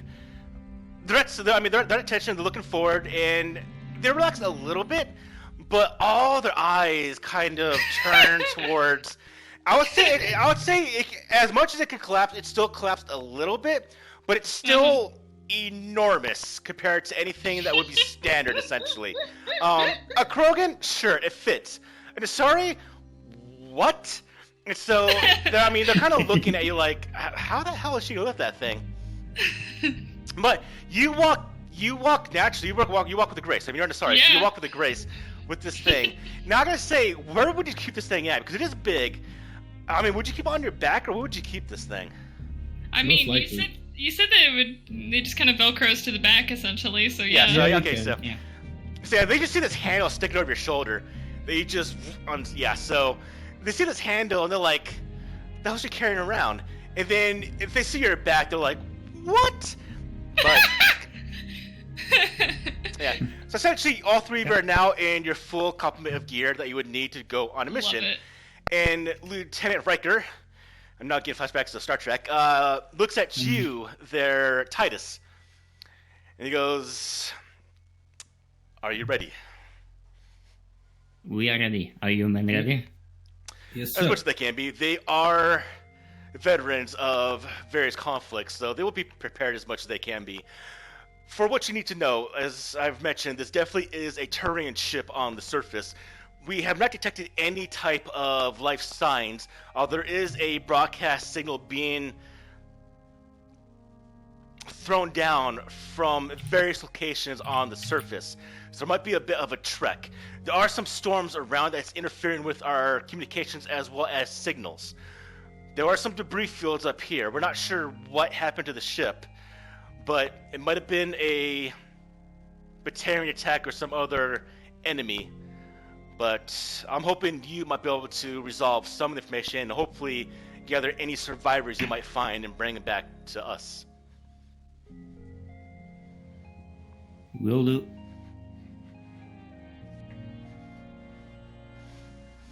Alright, and if you're ready, we have some supplies inside the Phoenix, and you can depart when you can.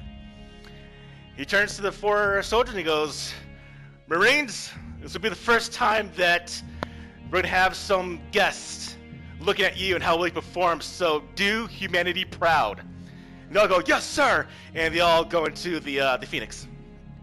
I tell Riker that, Lieutenant, I hope to fight better than a Marine from earlier.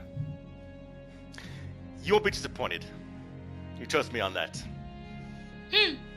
I hope so. And I mount up. For all intents and purposes, the dude did smack the shit out of you, Titus. So. One more time.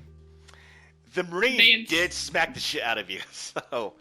Yeah, but he got one hit and then was, oh shit, I've done a mistake. And then he got thrown overboard, over the table. He underestimated you, but he still has his own ability. He's still good. I'll put it that way. He is a trained Marine. And it was at this moment that he knew he fucked up. Yes. Yes. And it was at this moment that he was hoping to be easier than he thought. Up. But you don't throw a punch unless you are prepared for an actual fight. He was prepared for it. He just was expecting there not to be a fight. But so he's not here. That's fine. He wasn't properly prepared then. Either way. It got to us. Sal ignores all of that noise. He's already scanning the Mako. Hey, there's a Phoenix, not a Mako. Phoenix, I'm sorry. It's M24 Phoenix. What's the Phoenix? The M24 Phoenix is Systems Alliance. One of our newer babies. Before, we'd have to actually take, I don't know the name of the vehicle, but we have to take an actual vehicle to go into the atmosphere and drop it off. But we've just, with the help of the Solarian scientists, been able to outfit the Phoenix with the, I guess, new state-of-the-art mass effect field. We can actually drop you from the ship and retrieve you from the ground. What are these big circular things on it? He just kind of stares at you. I point at the wheels. That's why he just stares at you. He's like, do these retract? This is very big, inefficient landing gear.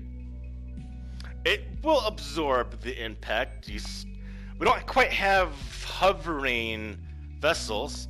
That's the main mode of transportation. Wait, so you mean you roll on these? This will get you where you need to be.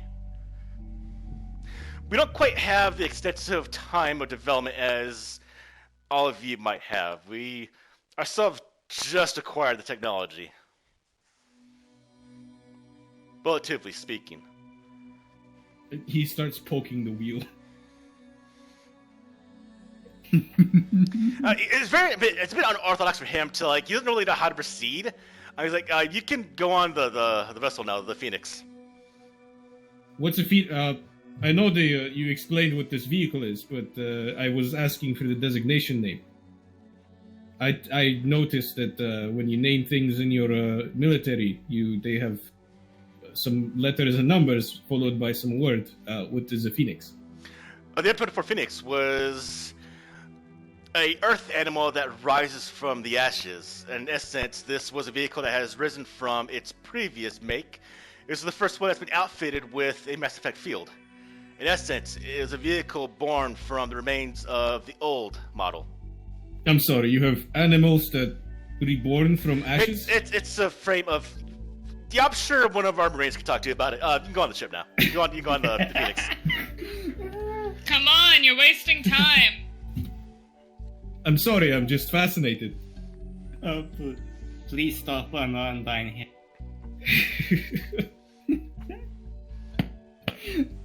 That's too amazing. If you want, I could hit you to Earth and you could find out.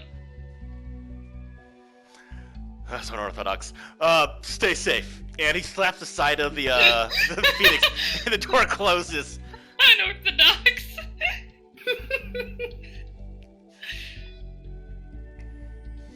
All right, you hear the guy inside, the driver, and he goes, "All right, strap in back there. We're about to drop this baby off. Just note, this will be my first landing, so buckle in." Oh, she's definitely gonna do that. One of the Marines goes, he's lying. He's I'm been practicing reading- I'm all reading damn the- day. Sal's reading the schematics until he hits like a word. Well. What's a well? I'm gonna lean over and look at it. It says wheel. You're not this stupid, man. Come on. It's probably because it's a... No, it's not. The Quarian and human relations have not been very precise, so that they don't have, like, it wasn't directly translated, the word, you know. Besides, Quarians don't use wheels very often, especially not since they left their planet. So it's not like Quarians don't know what wheels are. You hear It's some just they haven't whispers? used them. You hear some whispers from the other 4 Marines like, is this guy for real? I thought everyone's supposed to be smarter than us. And you see one has a keychain on his actual uniform. He goes, well, nothing like we used to think they were, and he kind of flicks it. And it's the old Earth alien species identification of a great alien with big black eyes. He's like, yeah, they never look like this. A what? It's a little pin of the aliens as we see them right now. The great alien with the big black eyes. You know, like that classic image of an alien? Oh yeah. He has one of those Yeah, on he's gonna- his uniform. Yeah. He's like, they never look like this, what we thought. And he kind of just like flicks the pin. Are they saying No, this actually, loudly? Solarians look like it. Kind of, kinda. but Somewhat. not too much. But are they saying this loudly or quietly so we don't hear them? They kind of say under their breath. There's a bit of noise as you hear machinery and maybe the doors of the cargo bay opening up. The ship, now I would say, because I don't know quite how well this does it from the games, from Mass Effect 1, but if I remember correctly, it does have to go into high atmosphere, and it literally drops the Mako. And it has a Mass Effect feel, so it does kind of float down like a parachute. Yeah, Well, you aero brake the Mako, and then in the Mass Effect fields land it. Yeah. But it Yeah, doesn't have and- enough power to go back up, if that's what you're asking. Okay, yeah, I was kind of curious Basically about that one. They might need a transport to get back up. Either way, you are high over the planet, high atmosphere, and you feel a bit as the Mako does a sudden drop. Hit the harness, and then immediately the Mass Effect fields will kick in, and it slows this thing to a reasonable military descent. We'll put it that way. Maybe it's a little bumpy. So we landed already. Yes. So you're flying through the air, and it actually does touch down on the surface of the planet. And we'll call this planet Nouvelle V. Why not? Because that's from another media. Quite inelegant, but functional. Planet Nouvelle V. And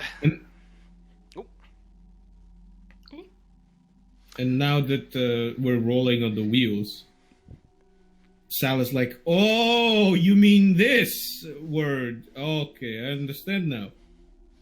Man, I haven't seen these in years." You mean Vissel wheels? just kind of Yes. chuckles. I mean, I apologize. We never translated this into Korean. Now, Yeah. I need to make a note of this because, like, the dictionary is still incomplete. Vissel It just kind seems of. like a rather primitive mode of transportation nowadays. so the first question we have is, what is on Nouvelle V? Has anyone got anything that might help with this?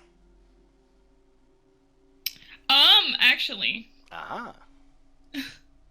I think I took the Xenologist kit, so it did? has a book about all the flora and fauna. Why would you have a xenologist? Because I was going to take explorers, but it was a pretty high encumbrance.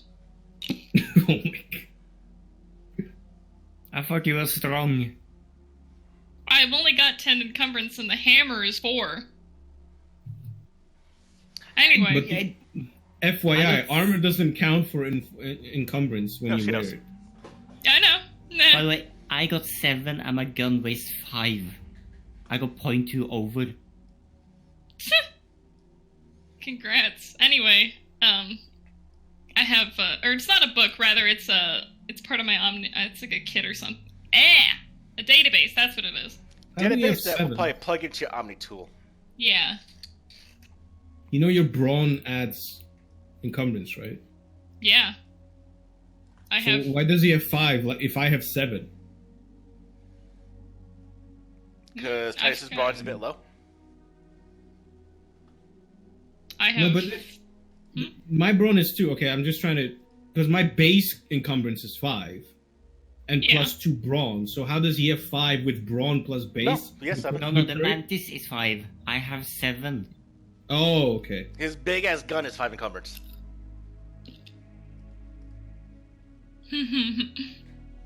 His big old rifle. Alright, so let's go to this. Because it's been a kind of improv the entire time, so let's do a bit of improv right now. With your system, as you plug in information, want to see what Nouvelle V looks like. So, Vassell, what's this planet look like? What's its biosphere?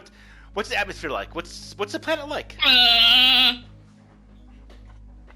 mean, what was the mission that we were coming to perform? So there is a Turian distress signal that is broadcasting. There are a couple around the planet, or around, let's say, the general vicinity within several kilometers that are broadcasting. Your objective is to find out if there are any survivors and what happened. So you need to get to the first one. A bit of travel. But what I want to know is, from you, what do you think this planet might look like? That's what I'm trying to think about. I was trying to get context for why they were here to try to figure out why they would need help. We can get to that bit later, but I want to know is what the planet itself is like. I know. I'm trying to think. I guess maybe just like a jungle. It's What? Jungle Okay, tell 'em. planet. It's a jungle world. it's a jungle. Yeah, it's a world. water. It's a mostly water world with small Caribbean-like looking beaches. Give me a second. So we have one beacon at a jungle location. We have another one at a very densely populated water portion. Or let's say the planet is a lot of water with some land mass that is made up of a jungle. Well, it looks like one signal from the distress is in a body of water. Huh. Hate to be that poor son of a bitch. And then, I was about to say Jag. Titus, what's another theme about this world? I would say slightly radioactive.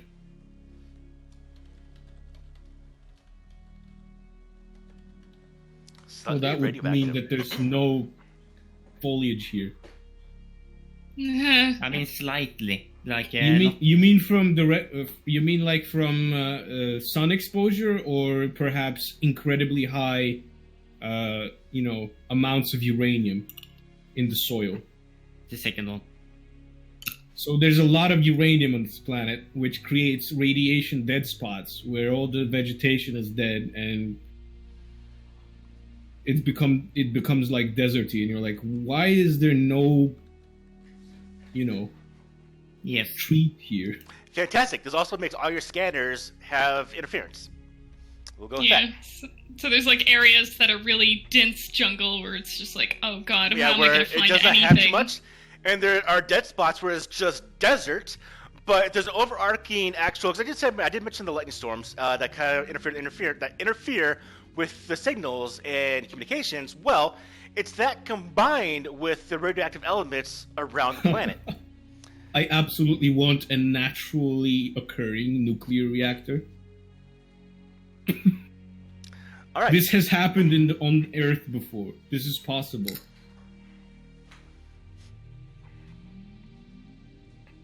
So, as we're falling, the Mako, actually no, we're already on the ground. So the Mako, or the Phoenix, is on the ground and is rolling towards the first destination. What should the first one be? The one on land. All right, jungle. Maybe in a dense jungle, yeah. Okay. There would most likely be a planetary outpost here. Like in the games, usually land and there's like these big cubes that you put down for either research or mining or whatever. Yeah, but wasn't this unpopulated? It was It unpopulated. doesn't mean it is unpopulated, but doesn't mean there's nobody here. There could be like a basic exploration outpost, Well, with that, Well, we can do a perception roll. Now, this would actually... No, I'll give this a different way. We can do perception to see, or we can do a system operations roll to look at any type of equipment on board the Phoenix to detect anything that might be around. I'll go for perception because I'm garbage at system operations. I'll go. I for go- Oh, operation. Tarek got that, okay. I do perception. Alright. So, You're looking this out is of a good these way. tiny, We're dinky gonna little do... windows. We're going to do another mechanic in Genesys, which are combined rolls. So we have the dice pool tracks open. This is going to be relevant now. I want both Facel and Titus to build their perception pools, please. Well, this is my system operation, not my perception. I know. I want Facel and Titus. Okay, so here's how group rolls work. Unlike D&D, where I might tell everyone to roll perception, you get 5 people that roll perception. In this, you do a group roll, where you combine the player's highest attribute with another player's highest skill. Now, unfortunately, Vasel and Titus have both 2 in cunning, but Titus does have 1 perception. Now, on the other hand, we'll say I do 2 perception. you Titus, you have one. We have 1 rank in perception. I go 2. No, you have 1. That's why you have 1 yellow and 1 green. It says 2 in my character sheet. That might be a cunning. I'm talking about perception skill. No, I do perception. I got 1 in cunning. Oh, so it's 2 perception, 1 cunning. Yes. That's why it's 1 yellow, 1 green. Is because it's flipped. Yes. So actually, I explained this to Vasel, maybe not to you. So that means that it will be 2 yellow on Vasel instead of 1 yellow, 1 green. That is true. So What I need is Wait, but wait, hold on. Isn't the yellow dice only used for if you have ranks in the skill? Because I don't have ranks of perception. That's why I you just have have to two upgrades. cunning. But here's the Yo, thing. Okay, so basically, whichever is higher is the base, and then whichever is smaller is the upgrade to the base. So if you have 2 ranks in perception and 1 cunning, then you take 2 perception as base, and then upgrade one of these dice for the cunning. If you have 3 cunning and 1 perception, you take 3 of the cunning and upgrade one of those dice for the perception rank. Oh. Now, on top of this, since you're working together, we apply your basic cunning attribute, and we use Titus's skill to combine the 2 together. This is the cooperation, which means that it's 2 ranks, upgrade your 2 cunning, and you have 2 yellow. Okay. So one of you gets to decide who's going to roll. But it's going to be 2 yellow dice, which is actually pretty good. So which one of you wants to roll? All right, looks like Vassell removed the pool. So Titus, here's what I want you to do. Oh, I thought I was gonna put yellow dice and I wasn't aware. You can just click at the bottom left. There's like these next to your dice pool. There's like these little icons. You can click the green plus to upgrade the green dice into yellow, Yes. and vice versa. The Oh. yellow minus to downgrade it, and you do the same for purple and red. Okay. You can roll it, I guess. Okay. Oh. So Titus, that's fine. Right. Go put that in because you actually would have purple. Remember, you rarely roll by itself. So put in. Then upgrade it to another yellow. All right. Now we'll put some difficulty. Now, and I want this to be both with Salkera and for Titus at the same time because they're both building. Now we're going to go with Salkera first because he's doing it through the actual computer of the Phoenix. So for you, I want you to put in 2 purple, Salkera.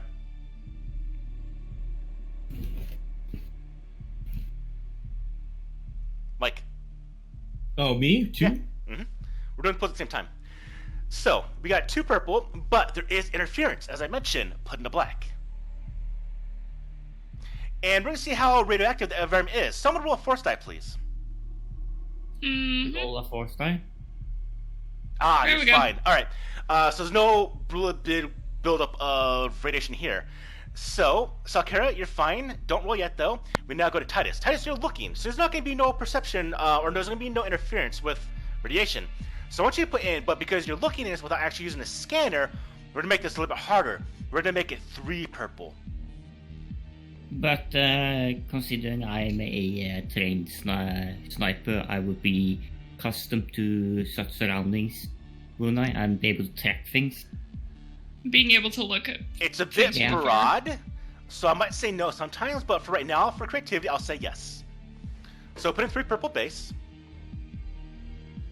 And because you're a sniper, and you're used to looking at things, I will give it to you right here. So yes, go ahead and put in a blue. That's a good way of using it. Now, I want both of you to roll. Alright, now, Titus. Even though there's no success, it's still considered a failure. So you did fail to find anything of note. Now, You ain't luckily, see shit. However- Salkera, you got a success. One success. That's all you need. So, even though you have interference... Oh, sorry, you want to say something? I was gonna say there was advantage from Titus at least, so there's something there that helped. It'd be minor. It'd be a little bit. Yeah. So, what we could use it for is... We could say he Remove just... strain. He has no strain, though. Oh, that you got punched. Oh, you did! You did! Okay, you do have strain. Yeah, yeah, but that was hours ago. Yes. Well, you can make a roll to remove it, and then you can use advantage in situations like this to also lower the strain. Yeah, so strain's actually only removed when you actually do like a full rest overnight. So in this case, Then Titus... you can do a short sit down. You do a could. roll to You could. But I won't do it right now because it's only for him. I'd rather do it when everyone is involved. So right now, Titus, you can go ahead and use that 1 advantage to remove 1 strain. Okay. You're a bit relaxed by looking around the environment. Yeah, you're more relaxed. You're back in kind of your environment of your train of looking for details. Being a sniper, you're kind of more in element, so you're relaxed. So you remove a strain. I'll do the thing you talk about, Mike, when we have a full a roll for the group to do it. All right. But Sal, even though you have the radiation interference with the signals, you do pick up the nearest broadcast, which is approximately a kilometer to the northeast.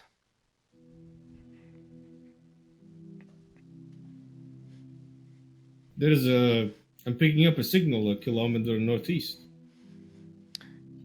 You radio that into the cockpit, and you hear, "All right, this might be a little difficult. There's some terrain features which might not be pretty, but this thing can apparently jump now, so, well, let's find out what happens. Everyone hold on!"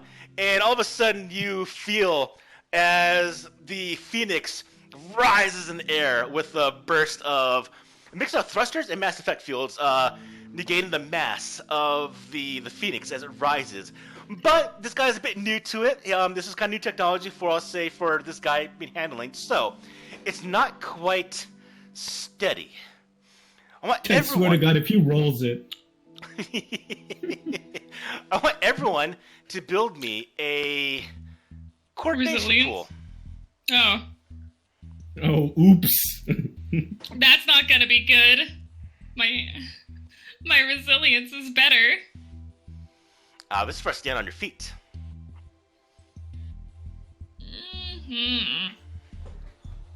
How do you have 3 coordinates? All right, now. How do you have 3? No, I would just thought that since you're a sniper, you'd have a 4 agility. No, I got 3. Do you have any 4s? Nope. That's a big mistake. It's fine. Blame you can rebuild if it needs to. But 3 is definitely doable. So, as the Phoenix rises in the air, it does tilt off center a little bit. I want everyone to go ahead and put in 2 purple. Don't I have that skill back? Don't I have that talent? You do, Titus. You do. Now, in addition to this, because you're inside a Phoenix, a bit of handholds. Put in a blue dice.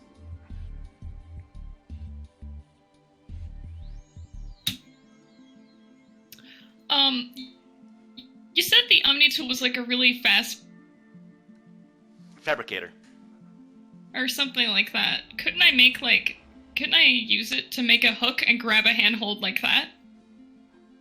So that I don't have to, I don't know, make it easier? I think they're limited in that way, They're basically used as a melee weapon. Okay. Well, that's for the game, though. That's if you employ that's if you install a bayonet attachment to it. I was informed that it was kind of like a really fast 3D printer. Yes, so it is, because it just fabricates the blade. So could I use it in that way? You'd have to have it programmed to be able to do it. I don't know what this thing can do by base. So, here's what I can say. You can build minor things that you could... Now, this is going to start going into a bit of Mass Effect lore that's not really employed in games. So this kind of comes to a point now we need to start doing some creativity, what you can do. Now, we do know that the Omni tool can make the blade in a flash, in a second. So, what you want to do, I would say, is yes. Now, here's a way to do it. Very easy. And that is with points. Oh, there you go. I have not brought this up yet, but you might have heard about the story points. That is within. So I'll say this. I will let you, Vassell, to immediately, because maybe you encountered this before. Maybe this has happened to you before. You're like, I don't want to do this again. And so you activate literally you can have Omni tool make a small hook that you can just smash into the side to keep yourself restrained, or just as a handhold. Well, I wasn't thinking of damaging the ship. I was thinking more of just because you said there's a lot of handholds in here anyway. So instead of relying on my own strength to hold, just hooking myself onto a handhold. Okay, because the blade or the hook will be connected to the Omni tool by Mass Effect field, and you just have the hook into a ring or a thing. Yep. I want you to do that by burning a story point. Are these shared among us? Yes, but they go back and forth, so you don't really ever lose it. But I'll put this to good use. So go ahead and drag that into chat. I don't really want to use it if they're all a shared resource. I want you to use it because it gives an idea of what you can do with it. I do want you to use it. All right. All right. So immediately as the Mako goes in the air, you see Vassell activate the Omni tool, and immediately kind of like a hook, like a climber's hook, pops out, and she just snaps it on one of the rungs. And with that, I will do this. I will let you upgrade your pool. So click on the green plus symbol on your pool, and then click on the yellow minus symbol. Sorry, the red minus. Okay. It doesn't do anything. All right, double click the dice in chat. In the bar. We'll get rid of it. There you go. I will do that with this. Go ahead and roll, everyone. By the way, did you take into account the space? So that removes blue. Or removes black. I will give you black if you were inside the... She rolled a triumph on that upgrade. What a... Alright. Good. Now what about Sal? Oh, alright, so Sal, as it happens, you busy fall. looking at a fucking screen. Yeah, you look at a screen, you just fall back into like the side, and a couple pieces of boxes like fall on top of you. But Titus, you hold on, like, what the hell's going on? And you, Vassell, you got the first triumph of the game. Catch me. Yeah, I was gonna say, knowing that this is a greater success, can I try to help Sal? Absolutely. Catch me. Yeah. So as you see Sal go, what the hell? Ooh, and like fly forward, you just reach out, you just grab him by like the back, and you really just strong arm him back into like where you're at. Yep, I'll use it exactly for that. So I would have given Sal some strain, but because of your triumph, you immediately grab him and just throw him back, and you see the boxes kind of smash. Not really smash, but they kind of fall where he would have been. Oof. Watch where you're driving, Boschtet. You hear the Marines like, what the hell are you doing, man? You hear over the guard, oh, sorry, I'm not quite used to this thing yet. Brace for impact, and then the thing just rides on the ground again. And you hear as trees start breaking. You look out the side window as he's now plowing through trees. Oh my goodness. Sorry, I won't try that again. I'll get a bit more practice in. You see the four Marines kind of shake their head like, what the hell? But after about a 20-minute ride through rough terrain, a couple more of his impromptu jumps to cross a bit of terrain that the Phoenix might not be able to do, he gets to a stop. A kilometer does not take 20 minutes. I don't know the timing.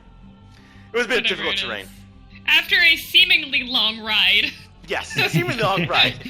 You start to see a bit of effects out the window. You start to see trees that are plowed over, broken. The trunks still stand up, but the top of the trees are actually on the ground. You start to see the small remnants of blackened charcoal where there was a fire. And you're starting to come across, as you're viewing the landscape through the side windows of the Phoenix, pieces of metal, debris of a crashed ship. And then you hear, all right, I think we're here. This isn't pretty. I dismount from the Phoenix. I'll unhook myself and put down the Corian.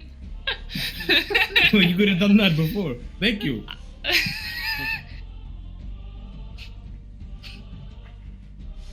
Now, because we mentioned this is a radiation dead zone, I want everyone, as you get out, to build me, please, a resilience pool. Except for Saul, I believe. Would I be... He would still, he'll get a bonus. Well, he's got vacuum sealed, doesn't he? Rachel will still go through it. I do.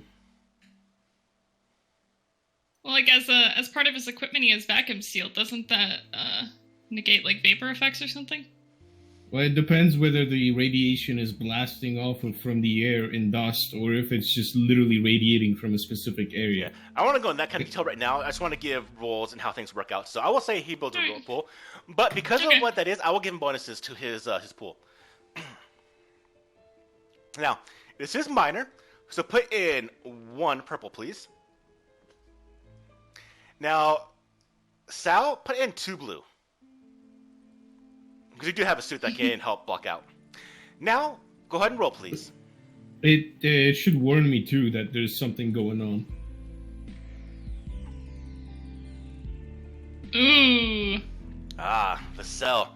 Yeah, so you start getting beeping noises. Yeah, actually, all of you on your, I would say your Omni tools will start registering there's radiation here. They'll start giving off some signals, and you get a bit of radiation blasted on you, the cell. All this is gonna do, I'm just gonna make this easy. I'm just gonna give you 1 strain, Okay, that's fair. and I will say. Wait a Cell and minute. Titus are fine. What? Wouldn't her Krogan heritage help her with radiation, given that they fucking live on a nuked planet and are completely okay with the fact?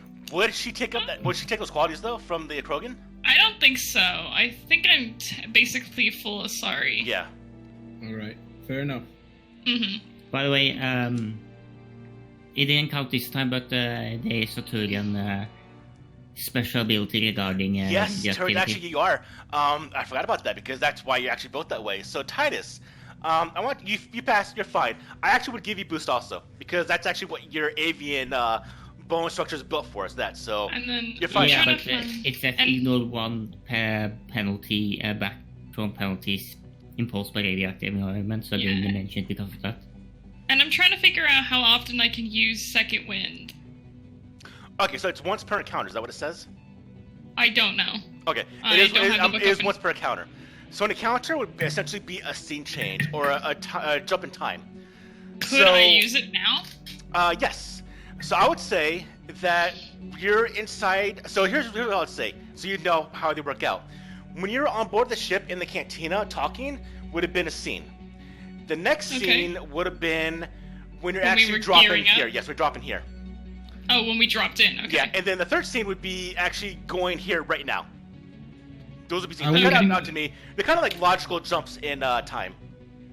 I wouldn't use it for a single strain though. Well, second wind only works 1 strain. Oh, then I guess Yeah. go ahead. That's what I was saying. Like, second wind. Once you build heals- ranks in, it'll be good. But right now, it's just Yeah. one. Yeah. For now, it's just 1. Yeah. Second yeah. wind goes up 1 strain per rank, but for now, it's only the 1. So you take a breath and then you let it come back to you. Like, okay, all right. All right. This is so fine. you get out and you see the landscape. You see the ring of jungle trees around you, and you see where they actually have decayed and died over time. You have the husks of the dead trees, but you have the vibrant greens and yellows as they go off into, now that you know, unradiated parts of the landscape. And in front of you, in front of the Phoenix, with the 4 Marines coming out behind you, you see the wreckage of a patrol ship of the Turians. There are debris all about. There is some still small lingering flames, embers, still vaporating the air. You still see I can't think of the word right now, how it distorts the air a little bit. And The there's just kind of wrecked ionization? pieces. Yes, the ionization. You don't see any bodies, though.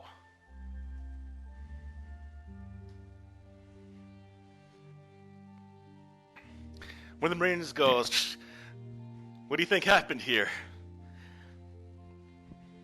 Is there any damage to the ship, or blast damage or anything weapon-related damage visible?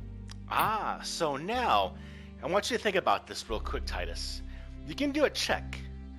Now, there's 2 checks you can do. You can do perception, because that's obviously looking, but what about your other knowledge skill that you have? Warfare? Yeah. Now, here's the thing. I would change the difficulty based on which skill you use. If you're using warfare, I might make this easier if you use that, because if it's related to warfare, this will actually be easier to do because you actually have knowledge in that compared to just looking. So you can use And other skills, especially knowledge, to observe or see things. Then I'm gonna use warfare. All right. Put in 2 purple, please. And now, I will say, because the storms, and it has rained a little bit, so some evidence might have been washed away, we'll put in a black. Go ahead and roll. All right. You look around the landscape. You see that part of the patrol shuttle, or the patrol ship, has broken in various pieces and then crashed here. This does look like to be the initial crash site. You can see where it plowed through the ground like a long, giant stretch of metal scraping the earth. But then you notice some things that stand out. There are blast marks on the hull of the ship that wouldn't be caused by a crash landing. Then as you look even more, you look around because there's no bodies. You see a bit of the landscape, a bit of the terrain, and that's where you notice impact sites, impact points of weapons fire. There was a battle here after the ship crashed.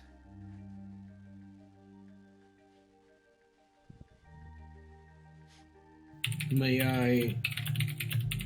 So I'm also learning all the abilities and stuff. Can I use remote access through the Omni tool to try and enter the ship's memory and check the logs on it? You need to get a Perhaps little closer. some recordings. I'll get a little bit I don't know closer. the actual range of that. Okay, so it's 1 purple per range band. Oh, between there the you go. character and Okay. the device at the time of casting. Okay, so I'll say this. With you right now, I'll put this at medium range from the ship. 2 purple. Alright, so it's system operations Mm-hmm. with 2 purple. Because the ship is damaged, put in 2 black. And because I want to give you back a point, upgrade that 1 purple to a red. Because now I got a chance of getting a critical hit, which is fun for me to use. Go ahead and roll. Damn, I didn't get one. Alright, unfortunately you can't get into the thing. It's too damaged. That was quite a lot of advantage. Mic died. Alright. Oh my. Plug up my mic. Sorry if you heard some crazy noise. Did not. No. But yeah, that was quite a lot of advantage though, so we learned something. Right, so you couldn't gain access to the computer, but I can say why. Because it has been corrupted. It has been downloaded and crudely done. You can fragment of information. Alright. Like someone did the espionage on this thing? Yes. But here is, because yeah, a lot of advantage. So I'm going to give you more information. You immediately come to the thoughts of who would you think they're... Exactly. Would fucking Batarian pirates do this? You think automatically this is Batarian work. Even one of the humans like, gotta be the Batarian, we're in Batarian space anyways. But here's the thing. This doesn't look like Batarian work. It's Solarian. This seems more like, Solarians did this? One of the Marines goes, what? Why aren't they part of the council? Well, don't ask me why. I can't tell you. All I can tell is that it looks like Solarians did it, because the computer has been damaged and very heavily and hastily hacked through, so they've got a lot of data out of it, but I have no idea why. I just know that they did. And then you hear immediately over the comms, "Incoming! We got a ship!" And in the background, you see a Batarian shuttle fly over the treetops, and immediately it starts to stop in the background, and you see people drop from the shuttle. Now, I want to point out that the Phoenix has a fucking cannon. It does, but because I do want to show off combat before I actually have to go, because we have about 10 minutes, I want to start off so I get a bit of taste of combat for all of you. So, I want everyone to go ahead and please go to the the combat tracker. We're now going to rebuild this because we're done. We're going to get rid of Bernard because he's not here no more. Screw him. Alright, so we're going to put in some people. We're going to put in some Batarian people. Alright, where are they at? So what's happening? We're putting in some Batarian bad guys.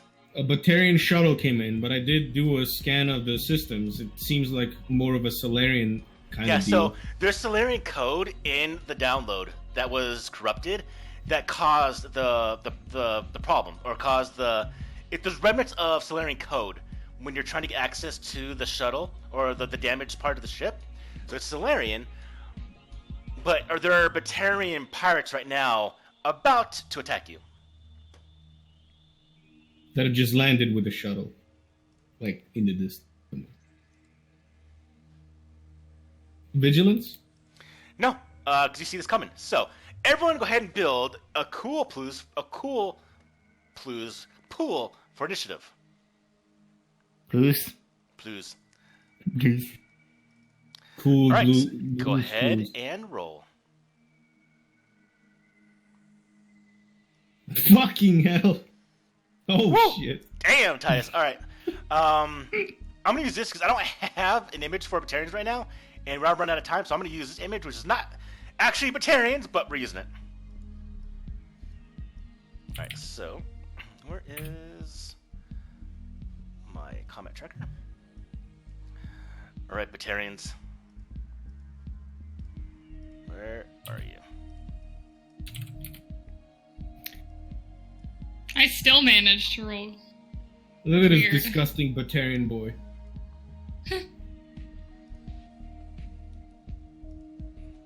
Does he have 8 nostrils? He apparently does. Yep. So they can smell how filthy they smell the entire time. All right, Batarians. All right, it's a good setup. Okay, so the Batarians drop down. They are medium range. We go now. They are actually at the wreckage of the side of the wreckage. You are on the outskirts of the wreckage. We now go to first round of combat. And here's actually I want to explain how combat works. So, when you have combat, you have maneuvers and then actions. Actions are anything like doing botix, doing skills, shooting. Maneuvers are, for example, moving around. But there's some other things you can do, and I'm going to share another quick cheat sheet. Are we going to get a map of the area?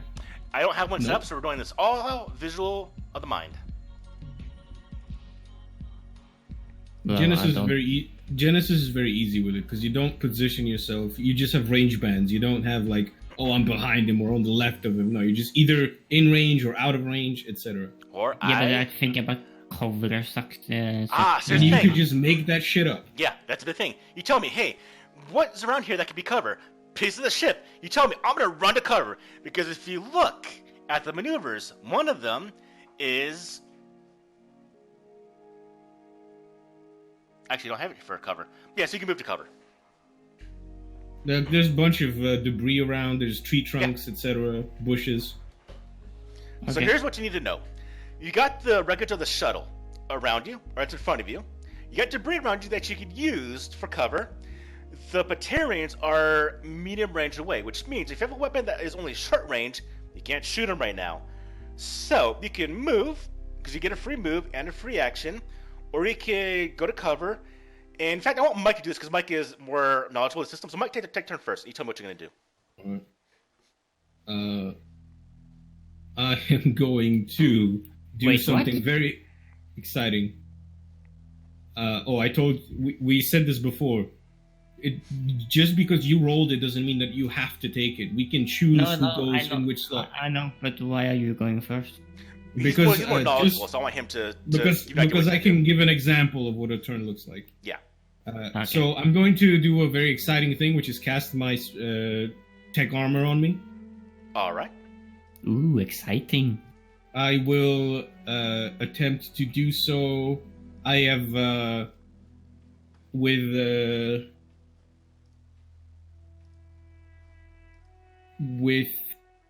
added defense. So it'll be 2 purple, because normally it's 1 purple, right? All right, so it's tech barrier or armor?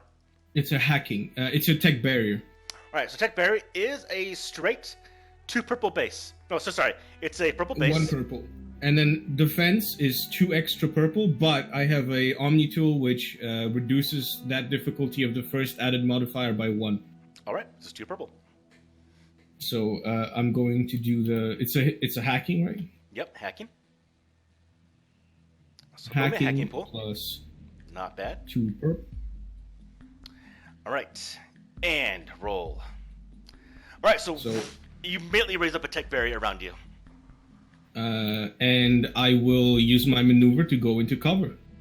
Okay. Which, and anyway, I think I'll prefer debris of a ship if it's possible rather than a tree trunk. Okay, so he just did 2 things. He did a action, which is to raise up his tech barrier with his Omni tool. And then he uses a maneuver to run into cover. But he's still medium range from the Batarians. I'm sorry, scratch that, I meant empowered. It's the same role, basically, but it's just... I have no ranks in System Up, so the first one is useless. So basically, for every success, I get... Oh, the modifier. Okay, yeah, the modifier. That's fine. All right. Yeah. Okay. So that's what you see him do. Now, passing turn. All right. I pass my turn, and then you got. So now I get to go. So my Batarian. We have 2 groups, but we have 2 groups of Batarians. One is consistent of 3. One's consistent of 2. The one that has 3 are going to go first, and they go. We've got some people here. It's Filthy Alliance. And then they rush forward. They are still at medium range.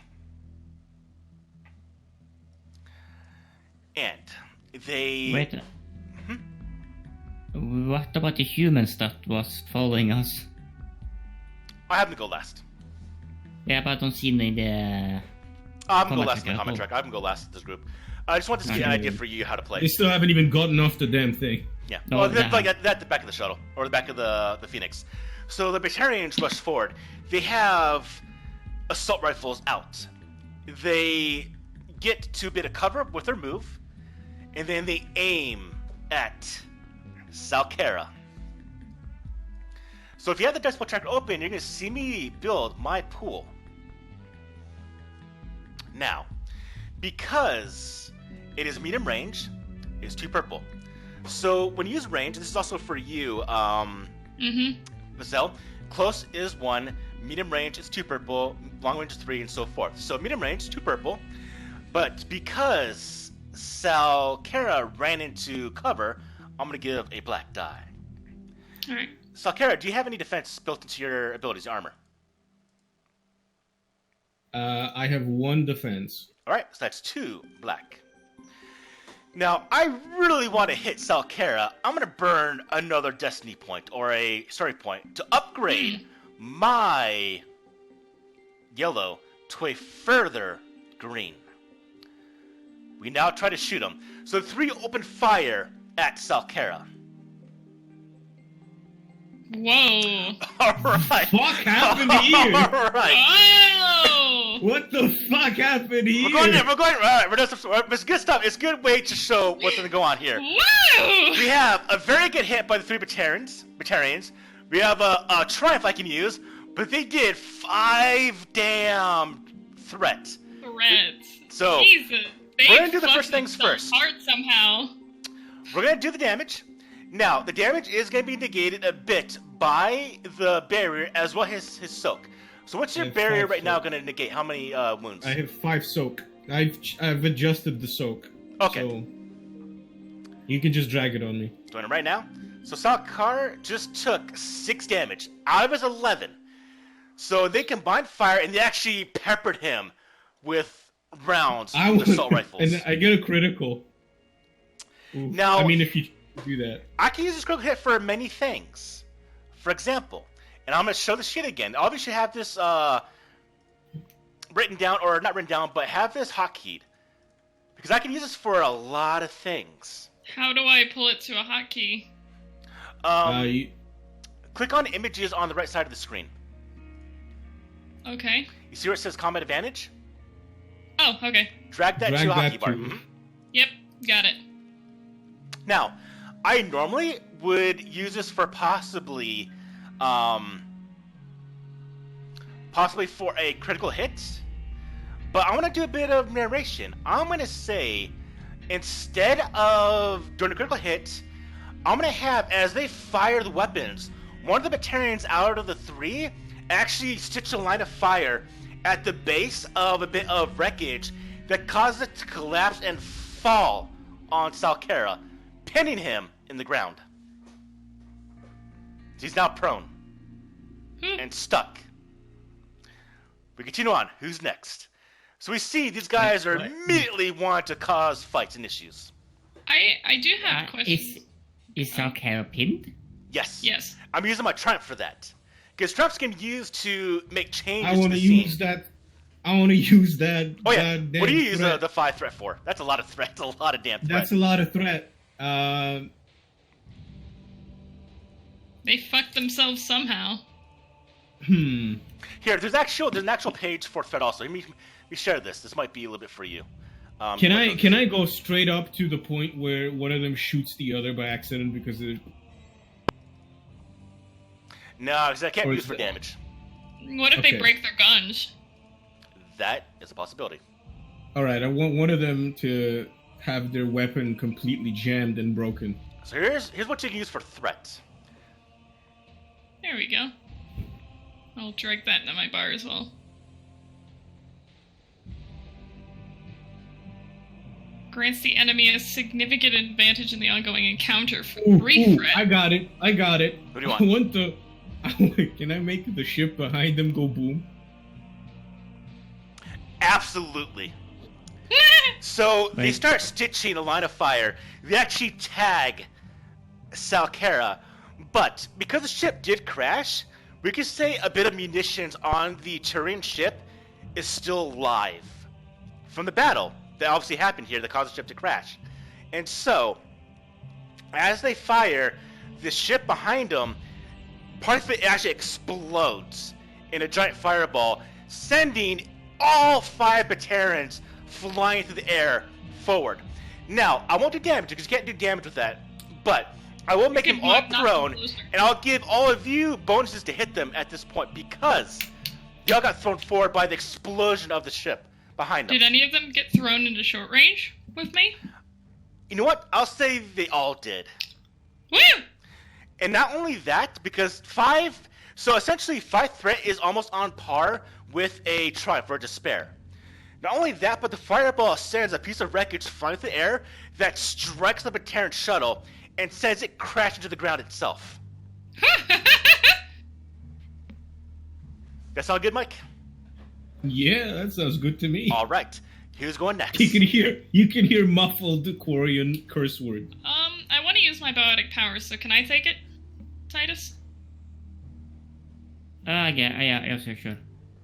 So, I'm just looking at like the different modifiers. What kind of pool would I have to build base? Like, if I'm not adding any modifiers, what would I have to build? Build a It base. says that right there. Go to Goody Comment and build it. I have it built for you already. It's the same. It's just like. Yep. Oh, which okay. is strong. Now, right now, we'll do the actual And then- we'll do difficulty. Put in 1 purple. Okay, That's and base. then. So it's close range. Yeah, Now, and because then the biotics have to be used at close range. They can't be. no, It you says can that they you can can't be extend it. used. There is an extension You can on the add modifiers. modifiers to extend the range. Well, they can be extended, but I just mean that like you can't use them when engaged. Is what I mean. Yeah, you're not engaged. Engage is another You subset can of close still range. you can still do a modifier to be able to use them in close range. It'll just be more difficult, or rather engage range. Now, I think that's true. 'cause I need to wrap this up soon because I need to go soon. Yeah. So, Okay. Sorry. no, it's fine. It's fine. I want you to learn this too. So now, because of the ship exploding behind them, put in 2 blue. And then let Now me that look is at that these. is pure base. And Now I you can put in wanted to modifiers. use- and I do want to. I will drop in 2 more difficulty to use detonating for the biotic attack. Whew, To add the all right. blast property. No, to add detonating.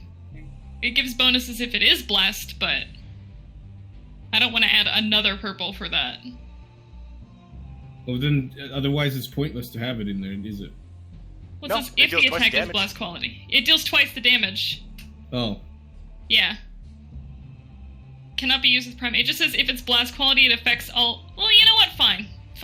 So it'll hit all of them if it works. Throw in a user story point to upgrade that roll. Yeah, sure. And what does that mean? I take off a Click purple? on no. No, you add. So and click on the green plus symbol. Okay. There we go. And now you have 3 yellow. Maybe this will work. So I guess, and I roll with that. Yeah. Oh my Jesus God! Christ! What in the fuck just happened?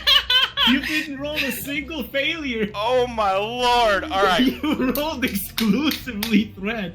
This is the wildest fucking intro I've ever seen. Oh my god. Okay. So I just blew up something. I did the hell out of this place. Now, so here's I the affected thing. everything in short range. here's the thing.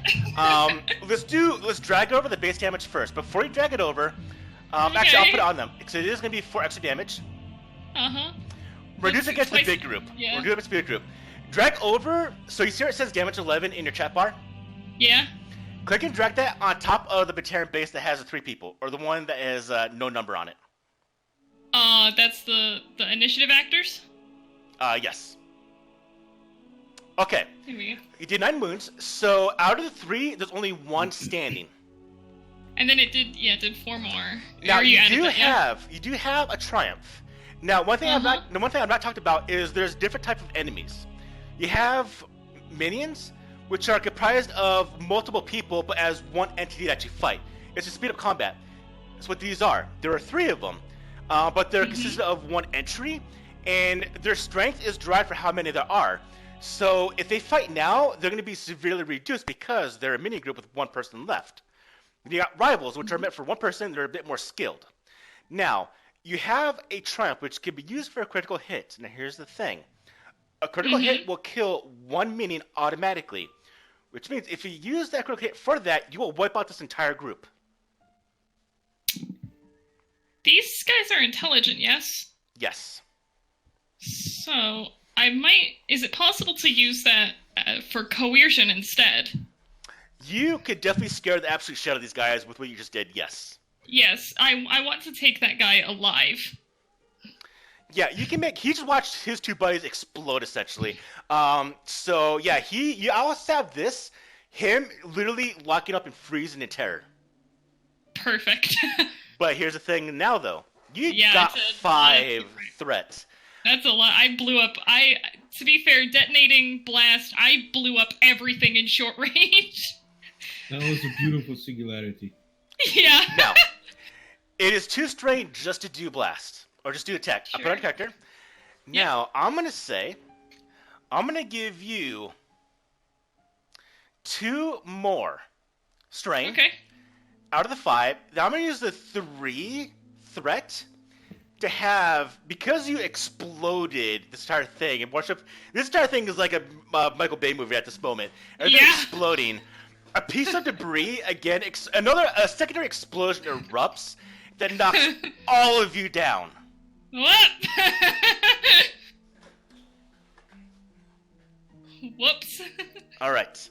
That was a fantastic roll. That was Vassal, great. go ahead and pass your turn. Oh, yep. If I could find the combat tracker again. Is that the arrow on the left? Yes, the arrow. Okay. Alright. The remaining Batarians, of the 2 of them, they stand up. It is a maneuver to stand up, so they can't aim.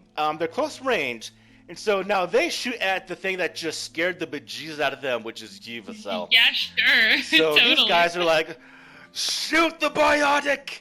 And they open up with their weapons. Now, they have shotguns. So, but because there's only 2 of them instead of the 3, their attack was a little bit lower. If you compare it to the one I did previously to shoot Salkara, now close range is a purple. But because everything got blown to absolute shit in this area, I'll give him a black. So now I roll. Alright. So they flank you and they open fire on you. And they tag you for 7 damage. You get a shot right to the chest. Kind of takes the wind out of you completely. What is soak actually, for? Soak Reduces reduces the damage. Yeah, so can I use that? It does It always automatically. happens. You actually have defense, which I didn't include, so I'm gonna roll a black die right now. Okay, it wouldn't help anything. So you actually did, because you actually would have taken 11 damage out of the 7. Oh, Yeah. okay.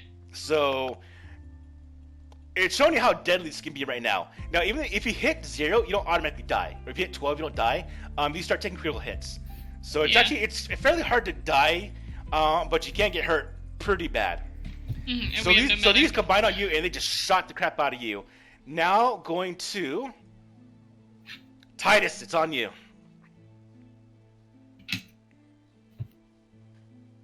I was under the assumption that there was only one left, but Well, there are 2 groups. In that group, oh, Yeah. those are groups of Batarians because they're minions. They're grouped there's 2 together. So- groups. Okay, I'm done. So at the start, there are Each 5. group goes together. There are 5 Batarians, but in 2 groups. One had 3, one had 2. The one that had 3, you blew the shit out of. You killed 2 of them I feel- automatically. I failed to see that there were 2 groups. Okay. I'm dumb. That's That's my fine. bad. And then the last one that shot you was the last group that had 2 of them. So now, Titus, you have 2 groups. One has one guy who's on his ground, he's on his back, terrified, because Vassell just blew the absolute shit out of him, and explosions everywhere. And 2 of them just shot Vassell. What do you do? Yes. How close are they? Close range. Close? Now, Close I'd range. mention, though, you're on your back because the explosion did send you off your feet. So, I'm going to talk about maneuvers again. As I mentioned, you get a free maneuver and then an action. But you can take a secondary maneuver for 2 strain voluntarily. So it's a Wouldn't maneuver it to be- get up off the It ground. wouldn't. Hmm? Wouldn't it be easier to shoot while prone? I would say because of the debris around, it's hard to get a shot off if you're on your back. Okay. So I'll go to you, Titus. What would you like to do? I just spacer wouldn't apply here. Take it. You're going to what? Spacer. It wouldn't apply in this case. Spacer's not going to apply here because it's not difficult terrain. It's just there is debris everywhere to block line of sight. So Yeah. what I want you to do is to spend a maneuver for free to stand up. Yes. At this point, you have line of sight to both enemies. Now, if you want, there's a maneuver called aim. You give yourself a blue die. Better chance of damage and a hit. But to do this, because you already did a free maneuver, you have to do a secondary maneuver for 2 strain. And since you have no strain, so you have 2 out of the 12, would you want to do that? I recommend yes. I'm not in cover right now, right? No. Or, okay, so you have 2 options. You can run to cover, or you can aim at the enemies. What would you like to do? But it will require 2 strain to do it. Or just stand up and shoot. I'm going to take aim. Okay, so raise the strain to 4. Okay. Now, build your pool. Do I have to use an to aim, you mean? Or to shoot? You don't have to aim. You don't have to aim, but it gives Yeah, you. An aim is a maneuver. An action is just to shoot. So, does it take an action to take off my pistol instead of the sniper? Technically, yes.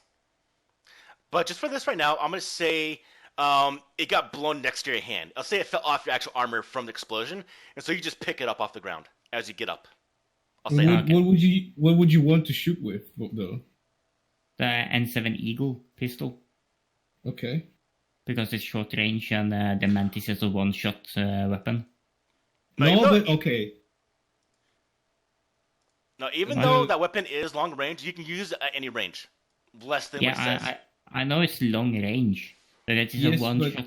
Okay. And then No, I no, think no, you no, know, no, no. but the Eagle is a That's not how it works. The turns are not 6 seconds. They're a minute each. Yes. So sure, when clarify that. when you shoot with your sniper rifle, you don't just fire one shot. It's an engagement where you fire a couple.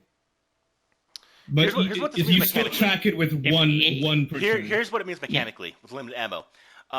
It means you have to spend a maneuver to reload. That's all it means.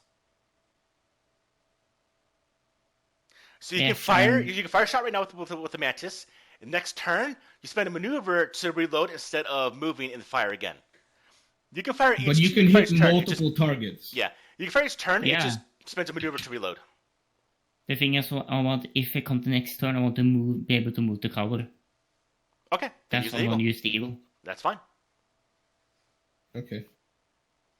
So you leave the Mantis on the ground. You pull out the eagle. The eagle is on the ground. You pick up the eagle. Now, your close range. It is 1 purple. But with all the crazy shit that's been happening, put in 1 blue because they've just been going. It's just the battlefield's crazy. And 1 more for aim. Yep. Now here's the thing. If you want to, Titus, this eagle is auto fire. So essentially, it's a mini machine gun. You can roll right now, hit 1 enemy, and be good. Or you can do the auto fire, which adds another purple, with a chance of possibly hitting more than 1 guy. All right, he's going for it. Go ahead and roll. Don't have to. Shit, that's all Alright. I have to say. So here's the thing. You hit an enemy, but you can't activate the auto fire because it does require 2 advantage. You got 2 threat. So it's still a good hit, but you couldn't do the... You did off a couple shots with auto fire, but they did miss. So you stitched 1, and then you couldn't get the other guy. So drag over the damage on top of the Batarians that you want to hurt, which is probably going to be the group 1. The base one. Base 1, yes. This There you go. is the most So you ridiculous blasted 1 roll. off the ground. You blasted 1, he falls over.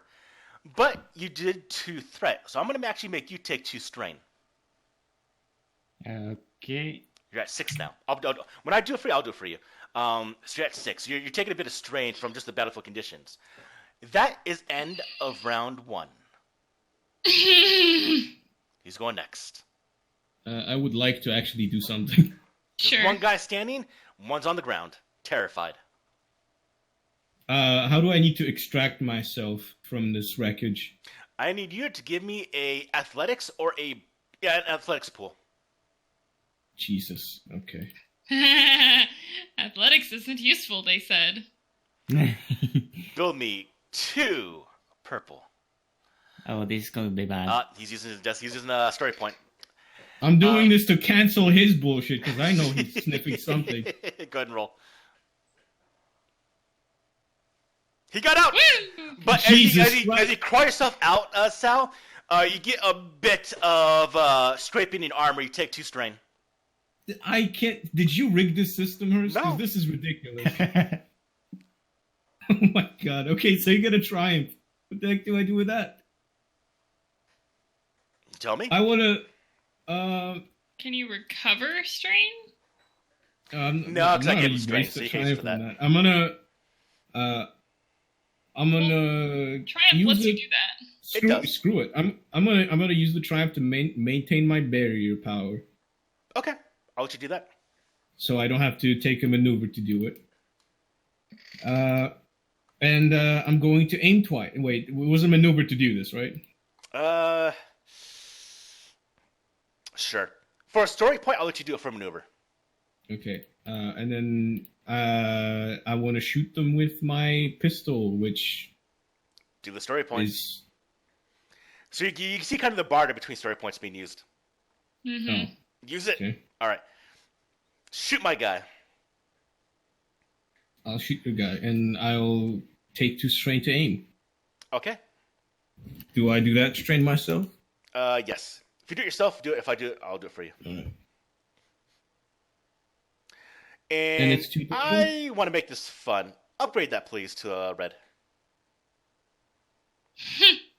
I get a blue from aim, and I get a blue because it's accurate. Absolutely. And that's it. And I will say, because you were knocked senseless, put in a black.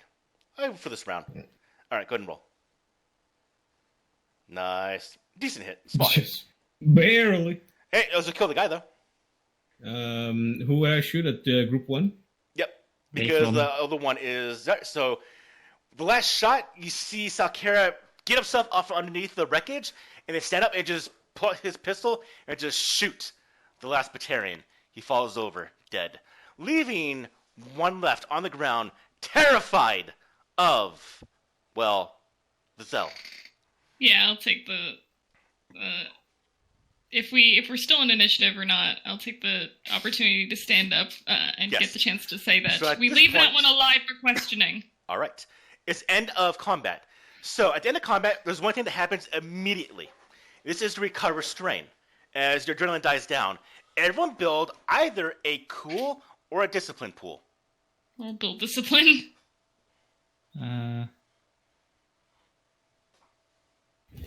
Doesn't matter for me. Whew, that is a lot of Wait. discipline. All right. Shouldn't I have? I think you have talent for this, I think. Well, I don't have a talent for it, but I think shouldn't I have a? Oh wait, I was looking at the wrong dice pool. I got confused. Second. All right. Everyone go ahead and roll. Every success Jesus can be Christ. used to remove strain. So, Vasel, you can remove up to 5 strain. Yeah. Titus, you can remove 2 strain. 4. And then Sal, you can remove 2, plus 1 for the 2 advantage. So you can move 3 strain. Sal. And I Can you- only Don't have. take one. Go first, you. I was gonna say, I only have 4 strain to remove. Can I do anything else with that extra success? Now, at that point, that's just kind of left off. Oh, It's okay. just a really good roll. Okay. Can't you use? Doesn't it take 1 advantage to remove a strain? In combat situations. If you're out of Okay. combat, no. So at this point, you can use 2 advantage for 1 strain, which is what Sal can do. For you, that advantage is essentially wasted, but you do remove 2 strain. I want to get rid of these wounds because that's now my concern. Oh gosh. And with I- that, I will end with a Batarian on the ground in fear for his life because Vassell just blew the shit out of everything and caused a fire explosion of Michael Bay authority. We end today's session.